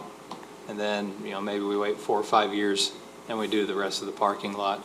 You're going to have some savings there. A second benefit of that is if we're redoing the entire parking lot, we can redesign this area with the PD parking and maybe making it a more efficient well, that's where I'm parking headed. space. That's Because we'll be changing the entire parking lot. Right. It just opens up design for probably a better flow than what we have existing here.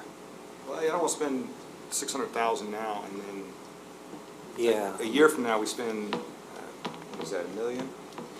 It's $1 million. That's an old quote now. It's Yeah, I from, it's from recognize. 2020, so that'll probably need to go up. Yeah, but We we still got have some increases light in the $8,000. main Yeah. parking. You- Yeah, There we go. $15,000 from IT, is that what you said? He can toss it. We'll pass it over. Give me a couple lights, thanks. Just give it to him Oh, my now. goodness. But even if we did the parking lot, starting with the asphalt on the north side, where would we bring it to?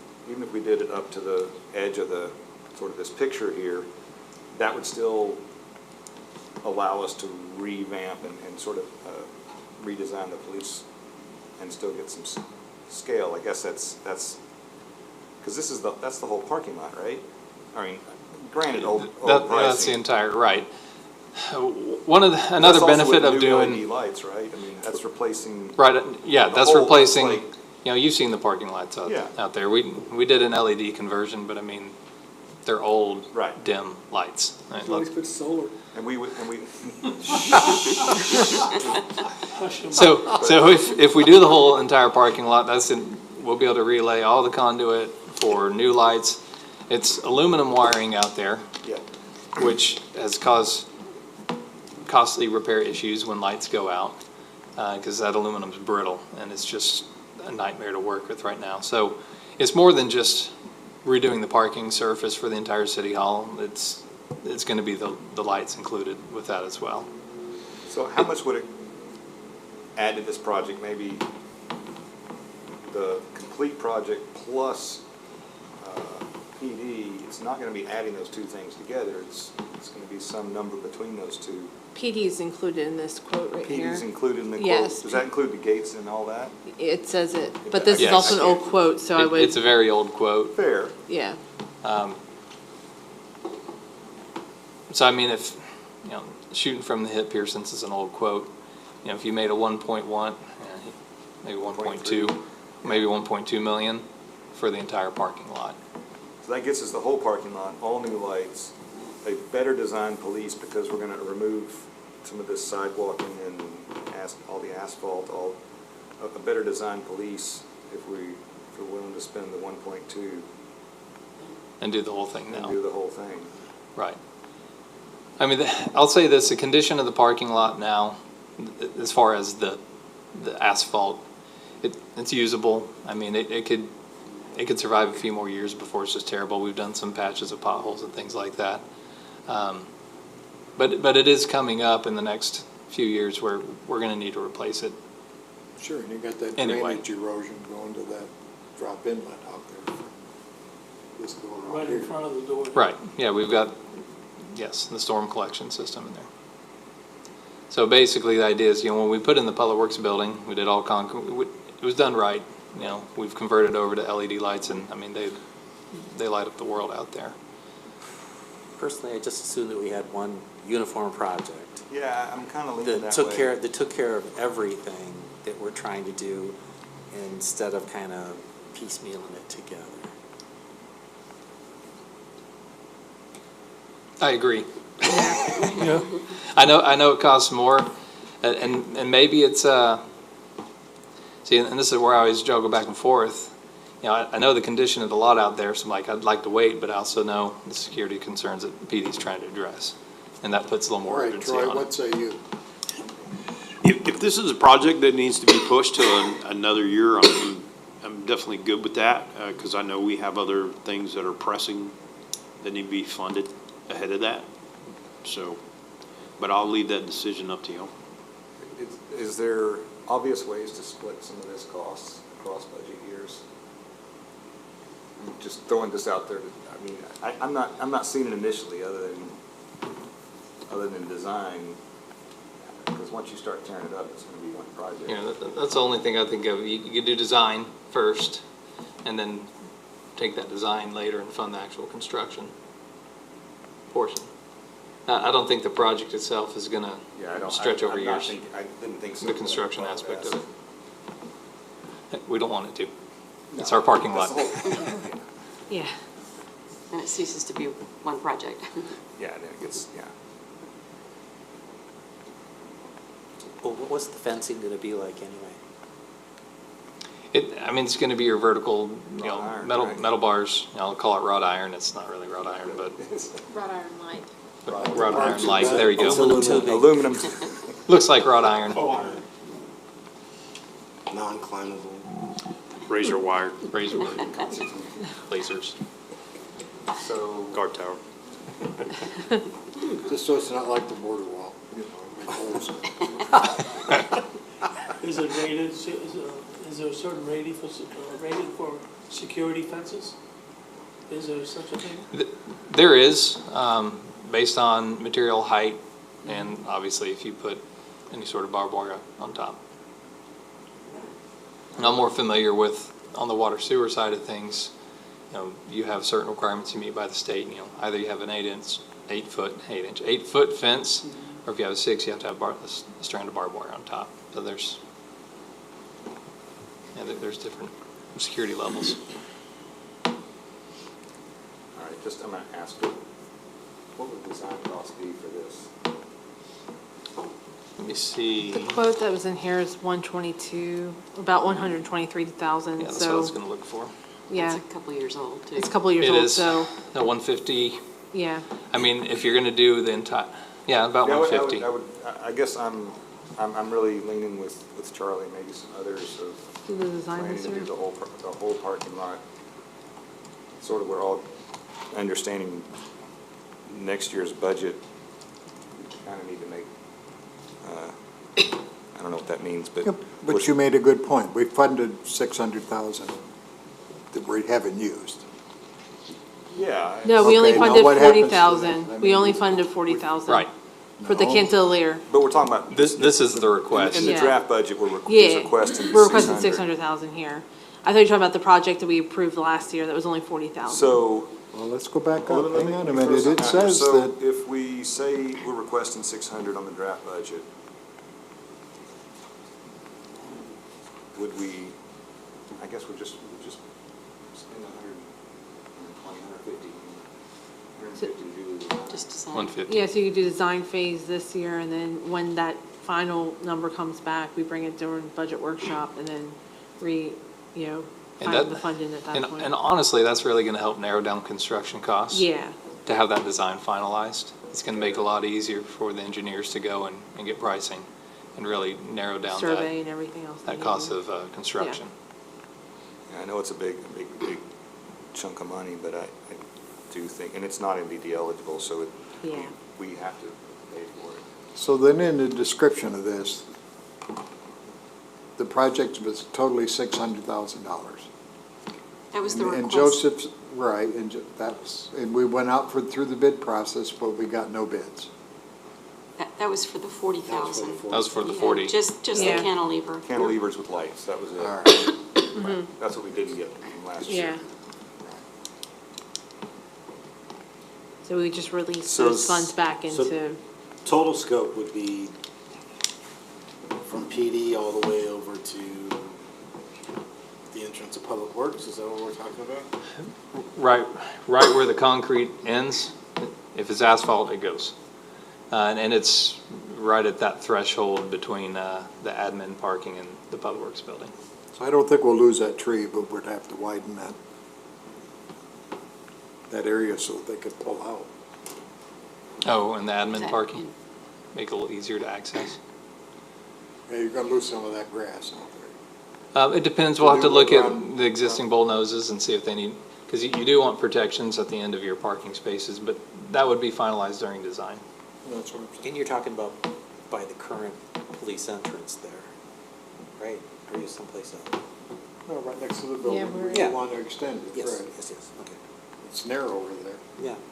You can see right there where the. Yeah, but if we give them a giant blank slate, they can design a whole Yeah. parking lot end to end. That's supposed, it would take care of the police plus longevity. I'm sure plus there's our no lights. police officers that would be disappointed that we got rid of the grass there. Absolutely not, yeah. Along with the ankle buster tree. Yeah. Yeah, the sweet gum.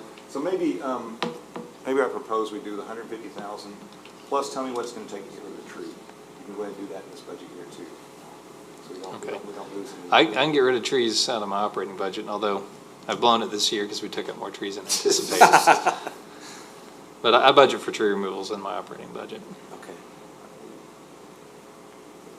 Thoughts? So we're changing this Are we- one to we're changing it to 150. But that only or- makes sense if everybody's sort of in Yeah. agreement that next year we're gonna fund the number. That's the real question. If the idea is We'll to have the fund only whole design, I'd comprehensive recommend project. $150,000. That's for design, right? Yes, for design only, for the entire parking lot. So we're adding 100,000 to the 50 you've already got there, so, okay, so that's If 150. you're gonna do and it, then you the- gotta do the whole thing. No, I'm- we'll I'm release the reluctant to 40,000 that spend was all approved. money, and That just I goes was back into until I heard the surplus chief at say the end of the year, and security then for we'll our just police reschedule the department. 150. That scares me, so I'm for it.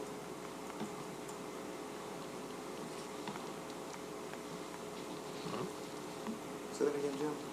Said I'm for moving forward to have the design done, but for the whole thing, instead of just the one area.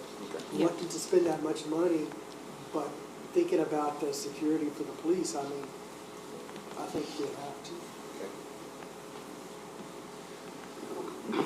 You do have some debt falling, like debt payments So will be this coming reduced out of the next year. general fund, 150. Yes, it has to, Yeah. yeah, nothing else can Yes. fund So what we're this. actually doing is we're reducing the 600 to 150. 150, correct. Yeah. For So we have a this year. consensus on that then? And then- Yes. Yes? I'll go along with that, so we know. Ted, you good? Great. Yeah, yeah, we'll see where we're at the end. I mean, it's a project that needs to be done, whether it's this year or next year. If we have the money to do it this year, Yeah. why are we waiting? But just, If we don't have the money to do it, then let's wait. And do it right.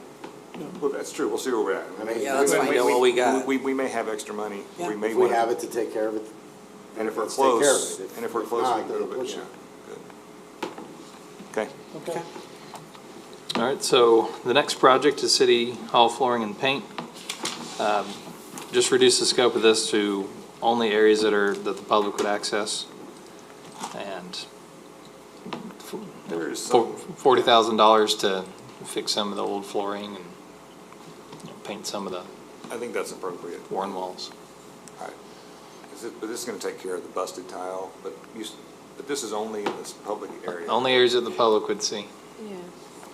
So it's gonna be the lobby, Change. this area right out here, this room, obviously.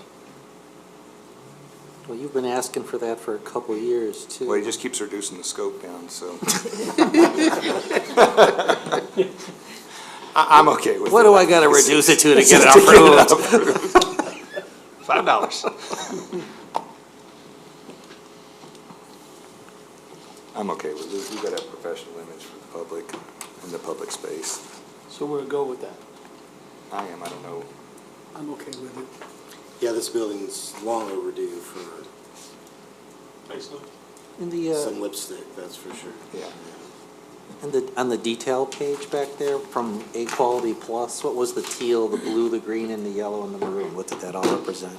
So I had a few maps that I had to go back and forth, because when you're looking at all kinds of different floor types, there's a different cost if it's just tearing up carpet squares. If you're busting up old tile or pulling up a vinyl, it's gonna cost a lot more labor. So that just designated different floor types for different areas, and that's what they base their. I knew I was their missing pricing some on. kind of picture. You sure you It don't was want a teal mess. carpets in here? It was a mess, so Sure we you don't just want picked teal carpets in here? 40,000. I don't want the teal, no. No? Okay. Okay. I don't need to go back to the 90s. Shag. You don't miss those orange walls? It's not accessible by the public. So I got two questions on MDD, if I could ask these two gentlemen that surround me, Yeah. and Lisa. Basically, on the David Memorial Drive Extension Phase 2, Trench 2, it's $1,140,800 now. They've already funded $859,221. Yeah, So those two together is more than gonna cover that $8,000,008 that's in here. It's right? 2 million, the It's the 2 new million. cost It's estimates two. have gone up because of, So now it's 2 million, so that's good. yep. All So right. that's what it should sum up Vision to. Park Detention Pond deepened, $525,000. You're asking for 3 million. I so mean, the first part of that project's gonna be just to deepen and to excavate dirt. And then they've already funded 500,000. 825,000, so that was the difference between the phase 1 and the phase 2. Right, and MDD had already funded a tranche for the excavation, and then they funded the remaining portion, and there's an option for the amenity portion down the road after some time passes, Right, and they but see where their that's- dollars are at. I guess, Joseph, it's not very clear to me, and I guess, I don't know about the other council people, that we know exactly what we're talking about, you know what I mean? But if we should break these up into phases, we should have them in phases. If we're gonna, rather than look at a $3 million thing, but it's all in different phases, much like David Memorial was. Right, so those changes know. were recent, based on MDD and their funding decision. They opted to break it up Which is into fine, and that's, the two phases. I'm not questioning that. I mean, I'm just saying, when we're looking at, we're still working with the 3 million.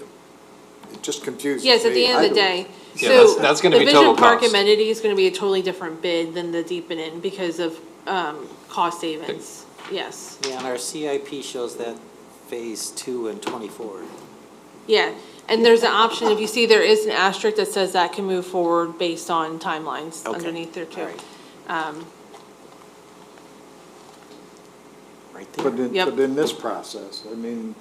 This process, so you're talking about the parking I'm lot? talking about our process, talking about a capital project that we're only gonna use, example, the I-45, MDD's gonna fund for the right-of-way, which is 140,000. Yes. Yet the whole thing is 2 million. So if you read the note on that one, there is, the opportunity is that TxDOT pass-through fees are most likely gonna pay for that project. So that's why we took it and released the funds until there was definite, and then in the situation, if it doesn't, we can always bring back. We haven't got funds from TxDOT yet, right? Correct. That's Still, correct. right. We're hoping it's back on the Commissioners Court agenda next week. It was on the agenda at the last meeting and it was deferred. So we're watching the agenda. Tomorrow it should be out. Hopefully it'll be back on their agenda and we'll know soon. I guess maybe then, Kathy, in the description of here, that was explained a little better. So this, It wouldn't be that so book bad, was, At least for me. that book is published before these changes happen, unfortunately. So that's why this one is probably the better one to follow. This list is I more. Yeah. understand, but it's not on here. Yeah. You know what I mean. This one, Yeah. basically, And just to bring everybody up to date on that, on the pass-through funds, they're scheduled to be on this next agenda. We spoke with the county attorney. In fact, I ran into him last Wednesday night. And he is gonna let us know by tomorrow, whether or not it's on the agenda, the Commissioner's Court agenda, for approval to send up to TxDOT for funding. The expectation is that we will get those pass-through funds for both projects, for the extension and for I-45 and research. that's good. And I just mean that if y'all are on page 72 and this is on page 32, it just, you know. Yeah. So Vision Park then, phase 2, MDD is only funding 500. so we still have to come up with you're saying the 1.67, right? So if you see the note, the MDD has it on their CIP for funding next year. Yeah. However, if mid-year, they see they've got the money for it and the timing works, it's excavated, it's ready to go, Okay. then it'll come back to MDD for discussion and for funding mid-year. Okay. Great. I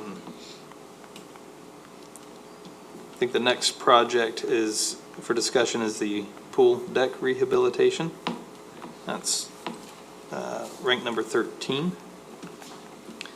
So the pool deck's looking pretty worn. It's got a lot of patchwork, cracks, different colored paints from patching, fading, from different patching.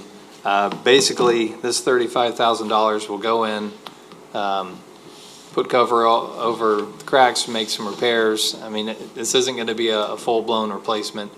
This is going to be patching damaged areas, retexturing, repainting the entire pool deck one color, and basically helping, the intent is to extend the life of this several more years until it's time to just do a full replacement of the entire pool deck. So MDD put this patch on their CIP, or they put the deck replacement. Yeah, it's on there. Yeah, okay, the deck, wait. Yes, it is on their CIP for 2024. The patch? Just the 35,000. Or? Yeah, I see. Just 35. 35. that's and what Yes, it just the 35 35,000, not the entire replacement. So the entire replacement is, 112,000. Yeah. okay. And this patch would buy 5 to 6 years. So either we approve us doing it now or waiting Or wait until 23, 24. 24, Right. and MDD will pay for it? It's on their CIP for discussion and But we're gonna do and a possible to- but we're funding. gonna do a Delay total, it. but we're gonna do a Yeah. total Somebody replacement. else pay it? That's what I was asking. That's, Well, what's currently on the CIP for MDD is just this patch, not but a that's complete the- replacement. that's 2 years away though. Right. And How much so- more is it gonna degrade because we didn't patch it now by deferring the maintenance? Well, we'll continue to float some of the worst parts, add shark grip texturing and paint. It's looking pretty patchwork right now. I don't know if you've been out there to look at it, but I mean, it's Yeah. the It's taken some abuse and use and. the caulking in a lot of spots needs replacement. There was an attempted repair on it, but it wasn't the correct caulking type. So that needs to be removed and replaced with a proper epoxy. I think 35,000 to get 5 years out of it, and particularly if we can get the full replacement on the MDD's radar so that it's 5 years from now, we're doing a complete deck replacement. MDD kind Yeah. of picks it up from there, but I think this is kind of one of these, as we're moving stuff between MDD and general fund, I think we should go ahead and pick this one up. Yeah, I'm okay with doing it now and then just MDD will just replace the whole caboodle in another few years. Yeah, just put it on your CIP or, for, We'll have to refresh the CAP. refresh the CIP with the Right, his appropriate, report. But we're looking. Well, now it's gonna add 5 years We're to it, so looking, it'd be yeah, 20. we're looking beyond 27. 27, yeah, so it'd be 27 to replace the whole thing if MBD's up for that. MPD's always up for that. 4 other people. Let's see in 5 years, we'll have 40,000 from technology, so. There you go. Thanks, Chris. Installment plan. No, it's only 8, good stop. You're gonna turn the deck into a big solar panel. Move the server room out to the pool. There you go. Put it in the pool. It'll make the pool even hotter. LED lights. LED lights. All right, I'm sorry, well, back to the point. All right. We should do, Any- we should do this one now then. We should do this one now. Any other comments? Not a big Is there a one. general consensus here to I'm okay with it. fund this? I'll put a check by it. And you can work your finals when you have all the numbers. Yeah. Next is a court resurfacing for the tennis courts and basketball courts. There is some wear and tear that is showing. Staff's, trying to cover the bare concrete with a matching color paint so it doesn't look terrible. Staff's actually not recommending this at this time. It's more of a just wanted you to be aware that we are keeping an eye on it. Okay, pull it then. And it Yeah, is pull it on, off. it is on MDD CIP. for- Yeah, that's the other thing I noticed was it's on their CIP. Good old MDD. I think, 2024 is a good year to reevaluate and see if we need to do it then. We talked about the entrance on it, so. Yeah, we're gonna have to find out what MDD wants to do. Yes. Yeah, and this, just to be clear, this is just a patching of, basically the decking material is separating from the concrete sub base. So this 25,000 is high power pressure wash to knock off anything that's loose and then reapplying a texture. It's still This just isn't a patch, it's not complete it's not a replacement. complete resurface. No, this is just repair work. Okay, so once again, what, No vote. Very good. So the signs. Oh, yeah. So next are the signs, that's gonna be going back to MDD. right. Yeah, I'd like to come up with something for those signs, so that gives us something more than just, you're in Shenandoah. I want something that helps reinforce the police Right, image. I agree. And maybe some of our future marketing plan that we're coming up with as well, why I love Shenandoah type Or of maybe stuff. we create a sign that has some under, a banner space underneath it, that Yeah. we can do something. LED sign? Negative ghost, right? Something that's changeable. More dynamic. Something that could be changed, Something that lets people know that, you're in Shenandoah, you can expect to be observed by a lot of cameras, because we're serious about crime. Or we could even, it could be changeable, I mean, it could be. Yeah, it could be, put yeah. anything, yes. Yeah. But that's just thinking about it. But yeah, let's figure out what MDD decision on that. I mean, Yeah. that's, Will do. What's left? So if MDD comes back and says, our plate's full this year, what do you want to do? then we're gonna have to have that discussion, Well, right? we need to have it Have right it now. now, so. when it Because, yeah, comes when's the back, next then it's MDD done. meeting? I'd like to reinforce them. Next MDD meeting It is in until the end of the, 24th. 2 weeks, 4 weeks, 3 weeks? oh, yeah, we'll need a budget. We've got a by lot then. of design considerations to do with it. I think it's worth doing. I'm also willing to look at the bottom line when we have our Excel sheet up. And I think overall it would be a positive thing for the city to demarc our territory and. I agree. So I think it's something worth doing. Yeah, Maybe we put it in there and we get the money back if MDD funds it. I don't know how to play that, because if MDD doesn't fund it, Just give them half of the 250,000 they want back.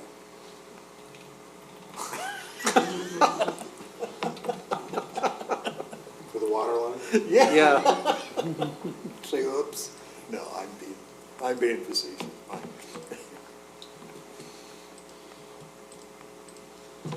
No, Is there I- any no, other it- way we can move quicker and use dollars, come up with dollars to do something? Does council want to consider if MDD doesn't fund this, general fund will? that's what Yeah. we were suggesting. That's what Yeah. I'm suggesting. I agree with that. Okay. Is that consensus?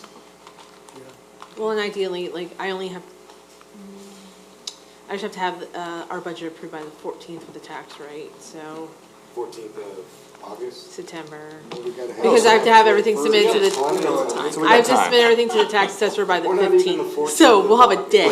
Yeah, you're okay. We'll have a day, yeah. Well, can we consider? No, when's the next MDD meeting?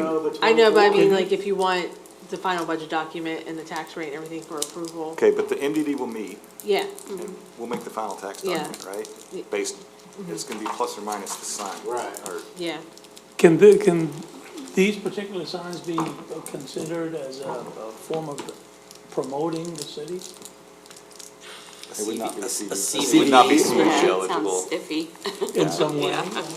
Can we walk that What we line? can do is we could We gotta check. ask. We I can mean, check. it doesn't hurt to ask. Yeah, we can And ask. we were, I would think the it'd be- 120 to 180 didn't include a sign that we could change for events and things like that. I don't think it's gonna add that much to it. Yeah, if we could I don't know how much. advertise something on So it. let me ask a question, if you don't mind, because I'm trying to hear this. As long as I've been here, we have our little monument signs.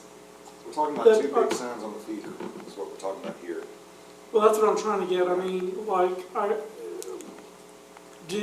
so it's two little ones on the feeder road is what you're talking about? Two larger ones. Small ones, like what we have in front of us. No. 6.5 feet tall, approximately. Big ones. Like a Big hello and time, goodbye. Big time. Advertising, 4 feet welcome to wide, Shenandoah. 4 or 5 feet wide. Biggest They're little large. city in Texas, Well-funded police department. well-funded. Yeah, but you can get a billboard. No, Well, Stop. billboard, no. We can't take someone the turn his mic off? technology budget for that. CVB can do it. It's a My billboard. Go back to reason for technology. asking that was going to this because ordinances and sizes and where we are, and it's not, in other places I've been, there's been larger and Right. more, it's not like, Correct. Yeah, no. No, it's not like a political sign. No, It's, when people drive past it, we want them to be able to see it and read it at. it would be almost like a We're monument. doing 80 down our feet. Yeah. We want them to be able to see it so they slow down. Oh, I need to make it bigger. I need more money. You need more money. I'm just You're throwing gonna it need a out bigger there. boat.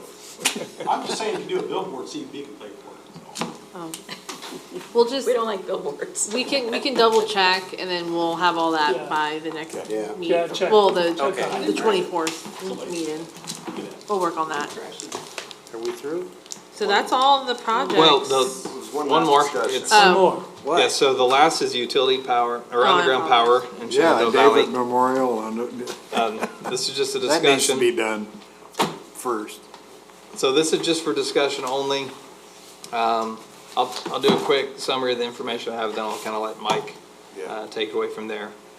So staff has been in communication with our account manager with Entergy, working on trying to get a Who is our account manager with Entergy? Detrick.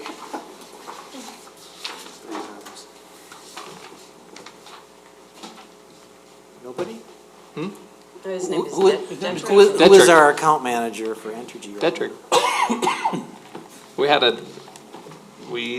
We had a couple come through, and he's been our account manager for over a year now.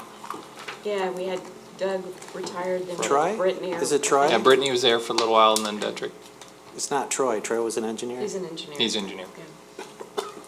Damn it, we need an engineer. So he's working with the engineering firm that they contract all their design work out of to get a cost for first design of moving all aerial electrical underground in all of Shenandoah Valley, and then an estimated construction cost, just so that the city has it for consideration option. Now, that cost will only be for the electrical lines on those poles. It does not include any of the telecom that is leased on those poles. That would have to be done, if the city wanted to get rid of those, that would have to be done separately, and those telecoms would have to be paid separately to run those underground. It also does not include what I'll call the final mile, which is the connection from the new underground to the can on the house, because every can would have to be changed from an overhead supply to an underground supply. So it doesn't include that either. We looked at this 6 years ago. So we actually had, for doing one small, was it 70 houses? 74? 74 or so it was. We did some preliminary estimate. The reason there's no dollars in here is because I Yeah. really just want to talk about it. I'm not really asking for money, but it was, what, 346,000 or something like that to get, For just, remember, just just taking the Entergy's. power underground for 74 houses in the. 365,400, just Okay. to get those lines underground. And again, power only, Now, at the time, and this is an old quote now, right? to run to the homes, it was 3,000 if you didn't have to bore underneath the road, and 6,000 if you have to bore underneath the road to get to the house. it's So the that's point on- of that would be on demarcation top in the front of- the house or in the back of the house? What's that? It would be in the, Point of demarcation, is it in the front of the house or in the back of the house? So most of it is going to be in the back, near where their existing lines are. So they're, All the service in in the house existing would have to be easements. reconfigured, right? not No, if it's no, in what- the rear. No, if it's in the rear, because that's where they're all. They do have some leads that do go around into the right of way. And that, it's kind of a mess, but they're trying to make it work, and they were able to get to 74 homes, or 74 lots. And that was the section, it's north of, it's kind of our hardest hit area, it sees the most outages. It's north of Shenandoah Drive and east of, 743. east of Holly. East Holly of- Hill. right. Okay, So east of Holly Hill, north of Shenandoah Drive, that was on one of the circuits that constantly is the one that just, we'd seen the most, when we were talking to Energy, it's been a year and a half, 2 years ago maybe?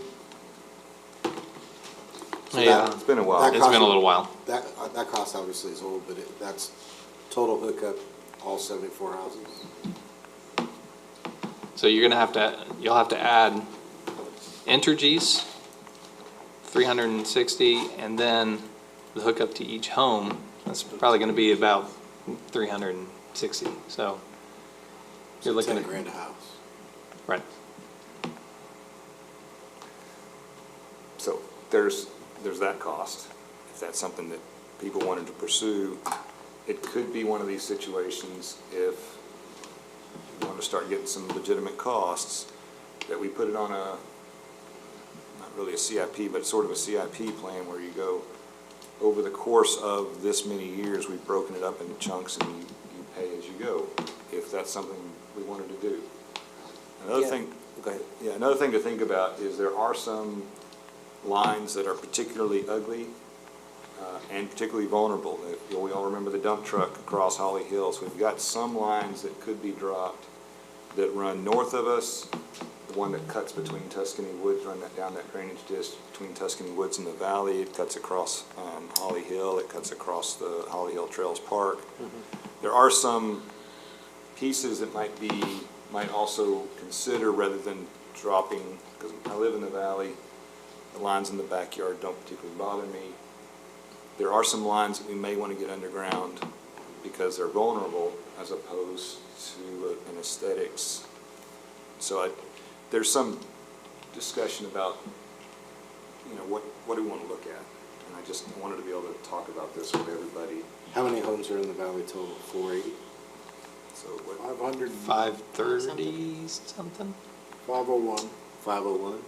there's 3 empty lots. so that's $5,010,000 on And when we looked at this 6 years ago, we were right around, what, $8 million at that point in time? Ballpark, you don't quote me on that. And at that time, it was a significant enough dollar amount that I like the idea of planning it along with the CIP, and also probably timing it to when most of our valley bonds have rolled off around 2030 or 2030 plus. So between 30 and 33, we'll probably have all that done, because it's ad valorem debt. And because it's ad valorem debt, you'd have to have a referendum, I think, for people to want to go along with this. GEOs typically require. I was talking about spending He's a saying little if bit at a it's time. Spend as you go. doing a Spend as you go, CIP, so. If this plan was approved, maybe we said that was section 1, we would do these 70 houses. 2 years from there, we would do another basic, The only You would other district it issue we out. have to look at is the tax rate, the new tax rate. Absolutely. To make sure that right. we're not creating new revenues that will create taxes, or new debt that will create taxes, rather. Because people have been sensitive lately, so, You think? yeah. This would be a good subject to discuss. The vice president of Entergy for the region we're meeting with him. The 16th. The 16th, I believe. And we can continue to discuss it. No, that's Yeah. something else. Yeah. It's just, I So forget what day. when Yeah, the let's streets were see. redone, that was right before I moved here. So No, it just. 11, when, like 09 to 11. yeah, so when the streets were redone, I know part of that project, they were putting in, the plan was to put in conduit underground, but then I know part of that got stopped. Well, that's because the people, AT&T, for example, wouldn't use it because it's not theirs. They're not gonna put their lines in our pipe. They're gonna do it in their own pipe, because they own the whole thing. And so that's how that got started. Well, so we've got some research that we need to do. I think I wanted to start the discussion. Yeah. I think it's something we should be interested in, but we need a lot more information. I think we need to get the information and have a town hall. Yeah. Well, exactly, and Yeah. the biggest thing I I like think it. the residents are gonna want is from the point of demarcation of their home, who's doing that then? I think Yeah. we'd have Energy run. They're the ones that'll be Run getting the their yards project. all dug up. Yeah, but just like we have a point of demarcation with the water and the sewer, okay? It's at the right edge of the right of way. So everything, So that's a great question. I mean, I agree, that's a question we need to talk about. I like Ted's idea. I think let's chase down some more details and plan a town hall and, Well, an Entergy's right away in the back. I know it, but they bring it in the air Right. to a weatherhead on your garage or wherever it is, you know what I mean? It's a lot And- different than underground. Well, I mean, they still have the easement in the back. right. It's not that, it's the point of I demarcation. understand what Where you're the, saying. where the transport crowds, you know what I mean? Or does it make sense after we talk to Energy that, you know, they helped us out on that Wellman loop, right? We got that, there's the service points. Are there other ways to make our service more reliable, you know, that doesn't necessarily involve taking stuff underground? Or do we put the service lines underground and not necessarily worry about the stuff that runs behind the house? All those questions, I think. So like the last one, they were boring over behind Sam's or whatever and bored right into the. Right. We got a few capital purchases to talk about. Yeah, so these were pulled from the operating budget because they're more capital purchase in nature. One was Public Works requested laying the Angel Pole banner replacements. Those are those little banners that hang on the poles. Those are about 15,000. I had sent it to in an email to you guys, yeah. So those are those, there was no backup with any of this. This was just, they were thrown into the operating budget because of the capital purchase nature of it, because of the dollar threshold, I pulled them out for consideration. So that's what Public Works has requested, Land the Angel Pole banner replacement. PD has requested an additional K-9 unit, and then there are 3 Tahoes. We've moved the Tahoes to operational back, I believe it was 18. They're more of a capital purchase in nature, and I would, I think they need to be funded not out of operational, but in a different mechanism, so that you're not tying up other funds in your general operating. Well, and we could do this with, and we could put it as part of the equipment replacement. But if we talked about this for selling, right? If we know we're gonna buy 3 Tahoes a year, our equipment replacement at a 3-year. What you would have to do is funnel at least like a 3-year replacement now, like out of available cash or the budget Sure. surplus from 20 to 21. We could do that and just throw it in there, and then going forward, use the budget surplus as a mechanism to support that every year. Well, if it's equipment replacement, it's a regular expense. This is, again, I'm one of those that really pushed it back to operation because it's a regular expense. Every year we're buying 3 Tahoes. Well, if it's something that we're buying every single year, is that, yes, I know it's a vehicle or a capital. Yeah. But we're burning through it in 3 years. So I don't think of capital things as things that only last 3 years. Yeah. That's, Well, the theory is that it ties up a lot of money in your operational budget, if that makes sense. So, and that expense is just gonna go up. So I pulled it out just because I wanted to see if there's another way that we could fund these through like an equipment replacement, but you would have to fund so much money up front. And then every year, when we talk about the budgeted surplus, use money for that towards that portion. That's a way to do it as well, so you're not tying up because at the end of the day, that $225,000 could be used to fund another patrol officer, or, you know what I'm saying, out of your general operating budget. Whereas the capital is a different beast, essentially, the equipment replacement, because you would use a different funding mechanism. So maybe, It's just so you're not tying up that $225,000 against your operating budget.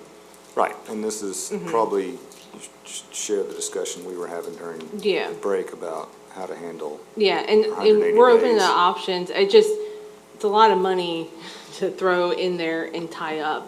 If there's another mechanism we can use to fund those. So what's the difference between dollars for capital, out of general fund, for capital projects, as e.g.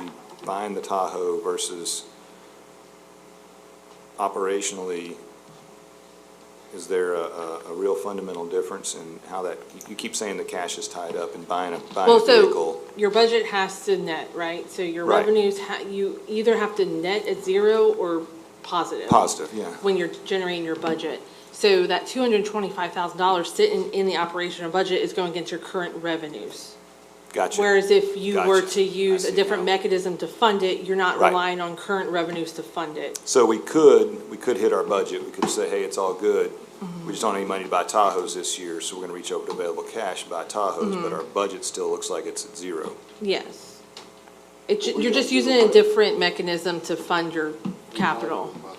Gotcha, so, yeah, because operational has to be, we have to meet our operational costs. The capital projects, we can take available cash and Yes. still look You at can't a good fund audit. operational expenses Out of with available available cash, cash. but you can fund capital purchasing projects with available cash. Okay. That's just So where, that's what I was trying to get, was what was the logic here? just That's because it. $225,000, that's two patrol, two patrol officers that you could put on the street if you wanted to with that difference. And we're gonna need that coming up. So if we can find out a way to kind of funnel into or just say, hey, every year we're gonna look at what the surplus was from the previous budget year, and we'll funnel some of that money towards that purchase. That's an easy way to do it. That's how a lot of cities do. If they have a budget surplus, they'll throw it into a capital improvement fund, but you can make a separate equipment replacement fund for just Tahoes and throw it in there. Just I don't know that allocate we it. need an equipment replacement fund. Yeah, it was just for a vehicle that tracking, goes over just 3 years. tracking, Right. but yeah. So, okay, I guess that makes sense. Mm-hmm. I still would like to get the Tahoes or whatever the chief is requesting Yeah, no. put into the regular budget. I don't know Yeah. that, It just ties up, because it's not technically an operational. yeah, I understand. Like, I'm if you just look at the saying. definition, it's not Right. technically, so. but yeah, if you pull Mm-hmm. it out and call it capital, that allows us to spend available cash on it Yeah. without messing up Or our budget budget. yeah, Or which was budget your available surplus. cash at the end of the day, realistically. Okay, Lewis isn't gonna beat me up, then. No. Because we had talked about, I said, hey, what's the way to, combat this? And he goes, either you fund it from just cash, or you basically set up like a replacement fund, and you just funnel in available cash into that, if you want a better tracking and restrictiveness to it. That's the only way you could do it. and so one of the other things we talked about was the 180-day, the 2021, Mm-hmm. how much cash we have available and how much is going to need to be funded to the 180. Yes, so I should have those numbers by the end of, I could probably get it all tomorrow. Because a portion of the surplus is dedicated to funding up,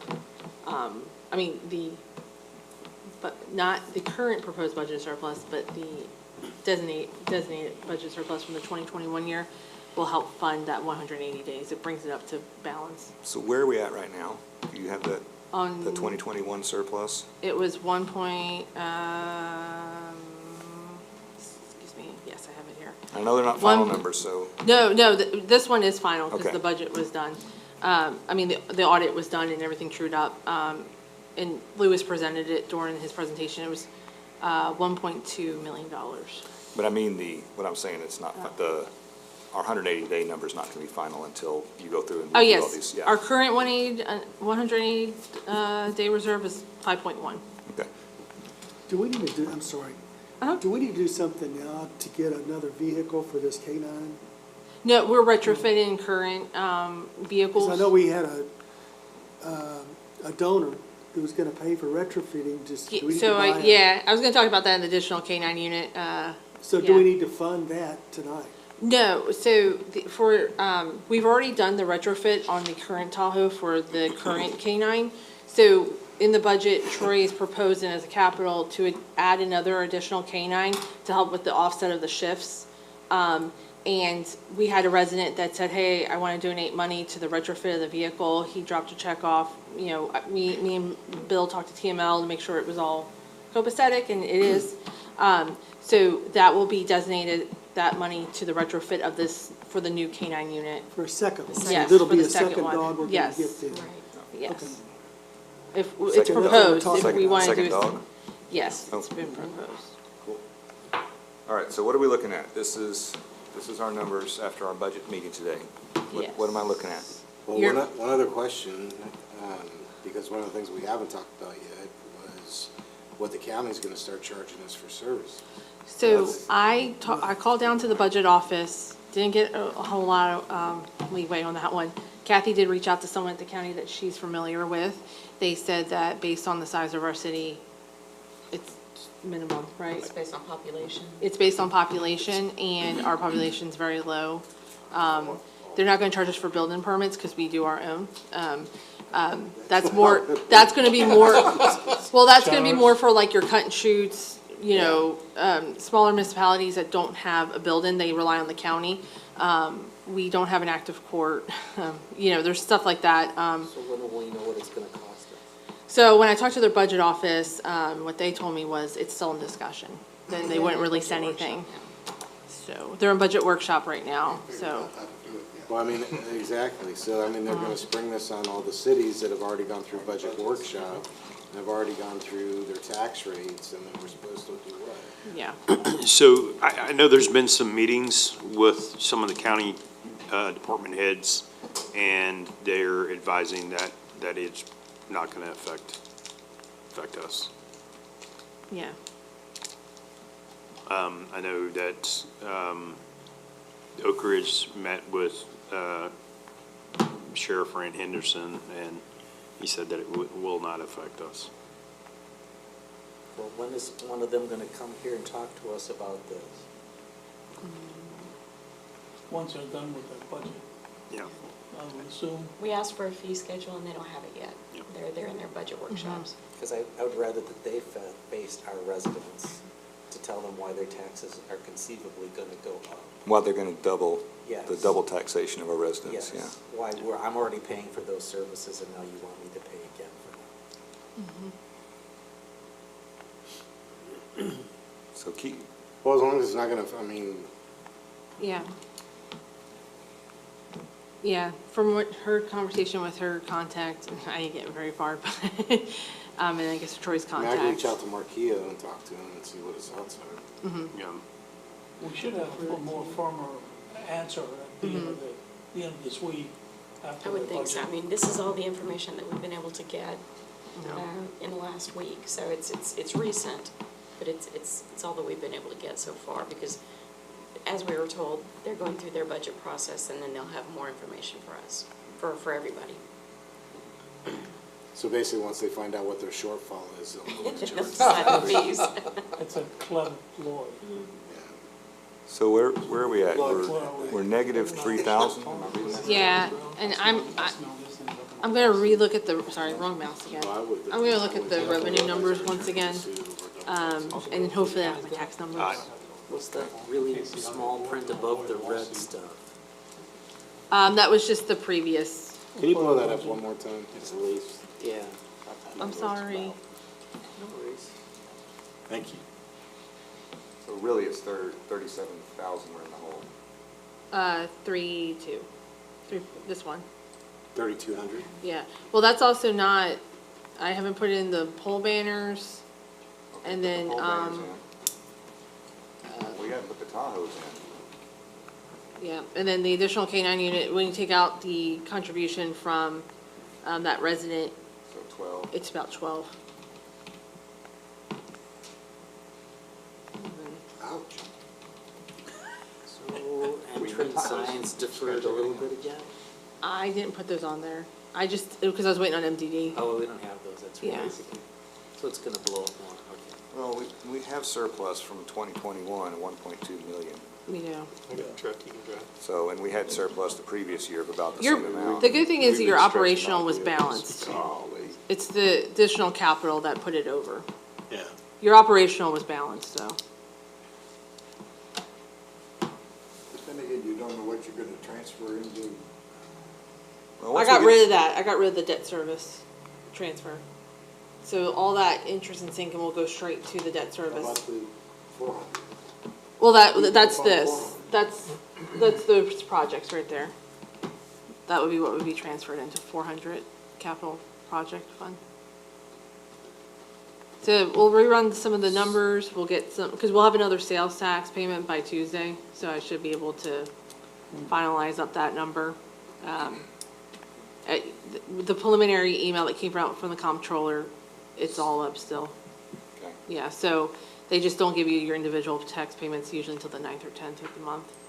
So we're still, yeah, we're still So- behind, how many months are we still, and how many months to go? This month of sales tax will be 2 months prior, so August, July, June. June. So then you have July, August, September left, 3. Why are we talking about taxes that are 2 months in arrears right now? Well, and they're saying that you About can the see next what the year's trend budget. is still doing. Well, yeah, but yeah.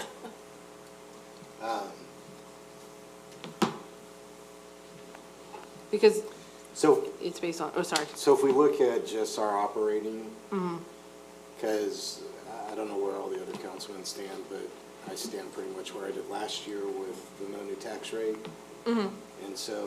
Which we don't know what it is, but go ahead. Right, well, I mean, we're making an assumption here as to what our number's gonna be. Mm-hmm. Well, this isn't final. This is just kind of a, yeah. Obviously, I Yeah. mean, we have 4 more meetings that we're gonna have to go through to make Mm-hmm. stuff for the final because we don't have enough information at this point. But I don't wanna assume that, we have a trend going on and this happening, but we still have to come back to the base number of our operational budget. And then, again, I'm still standing at a no new tax rate, so Mm-hmm. where are we gonna end up before we even get to this? We still don't know that part Yeah. of the equation. Yeah, and So, I mean, we can sit here and talk all night about. Yeah, this is giving just butts to and candies at put it night, all but out there. This isn't gonna get us any further than we are. yeah. And as I get the tax rate and everything, I will be sending it out immediately and through email. Just had, I'll be updating this stuff immediately and sending it out No, so you're that always really good. you have more time to digest it and kind of look at everything. Yeah, I'm hoping tomorrow. I mean, I realize. Banking that on tomorrow, getting those tax I realize dollars. that some of these are gonna be general fund purchases, and I don't necessarily have a problem with Yeah, yeah, that. yeah. It's not gonna be a zero budget, that's not necessarily our purpose, but, Mhm. at the same time, we do have to figure out if we're standing on a no new tax rate and trying to bring those numbers in line, then.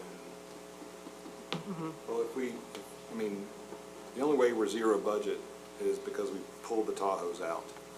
We normally had the Tahoes in there. We would actually be negative budget. Well, we don't know that because we don't know the tax rate. Well, it's fair. Yeah. I mean, if we know what the tax rate is, that number could change. That's what, yeah, so right now, we're all hypothetical, and that's, and it's just a process of working through a budget.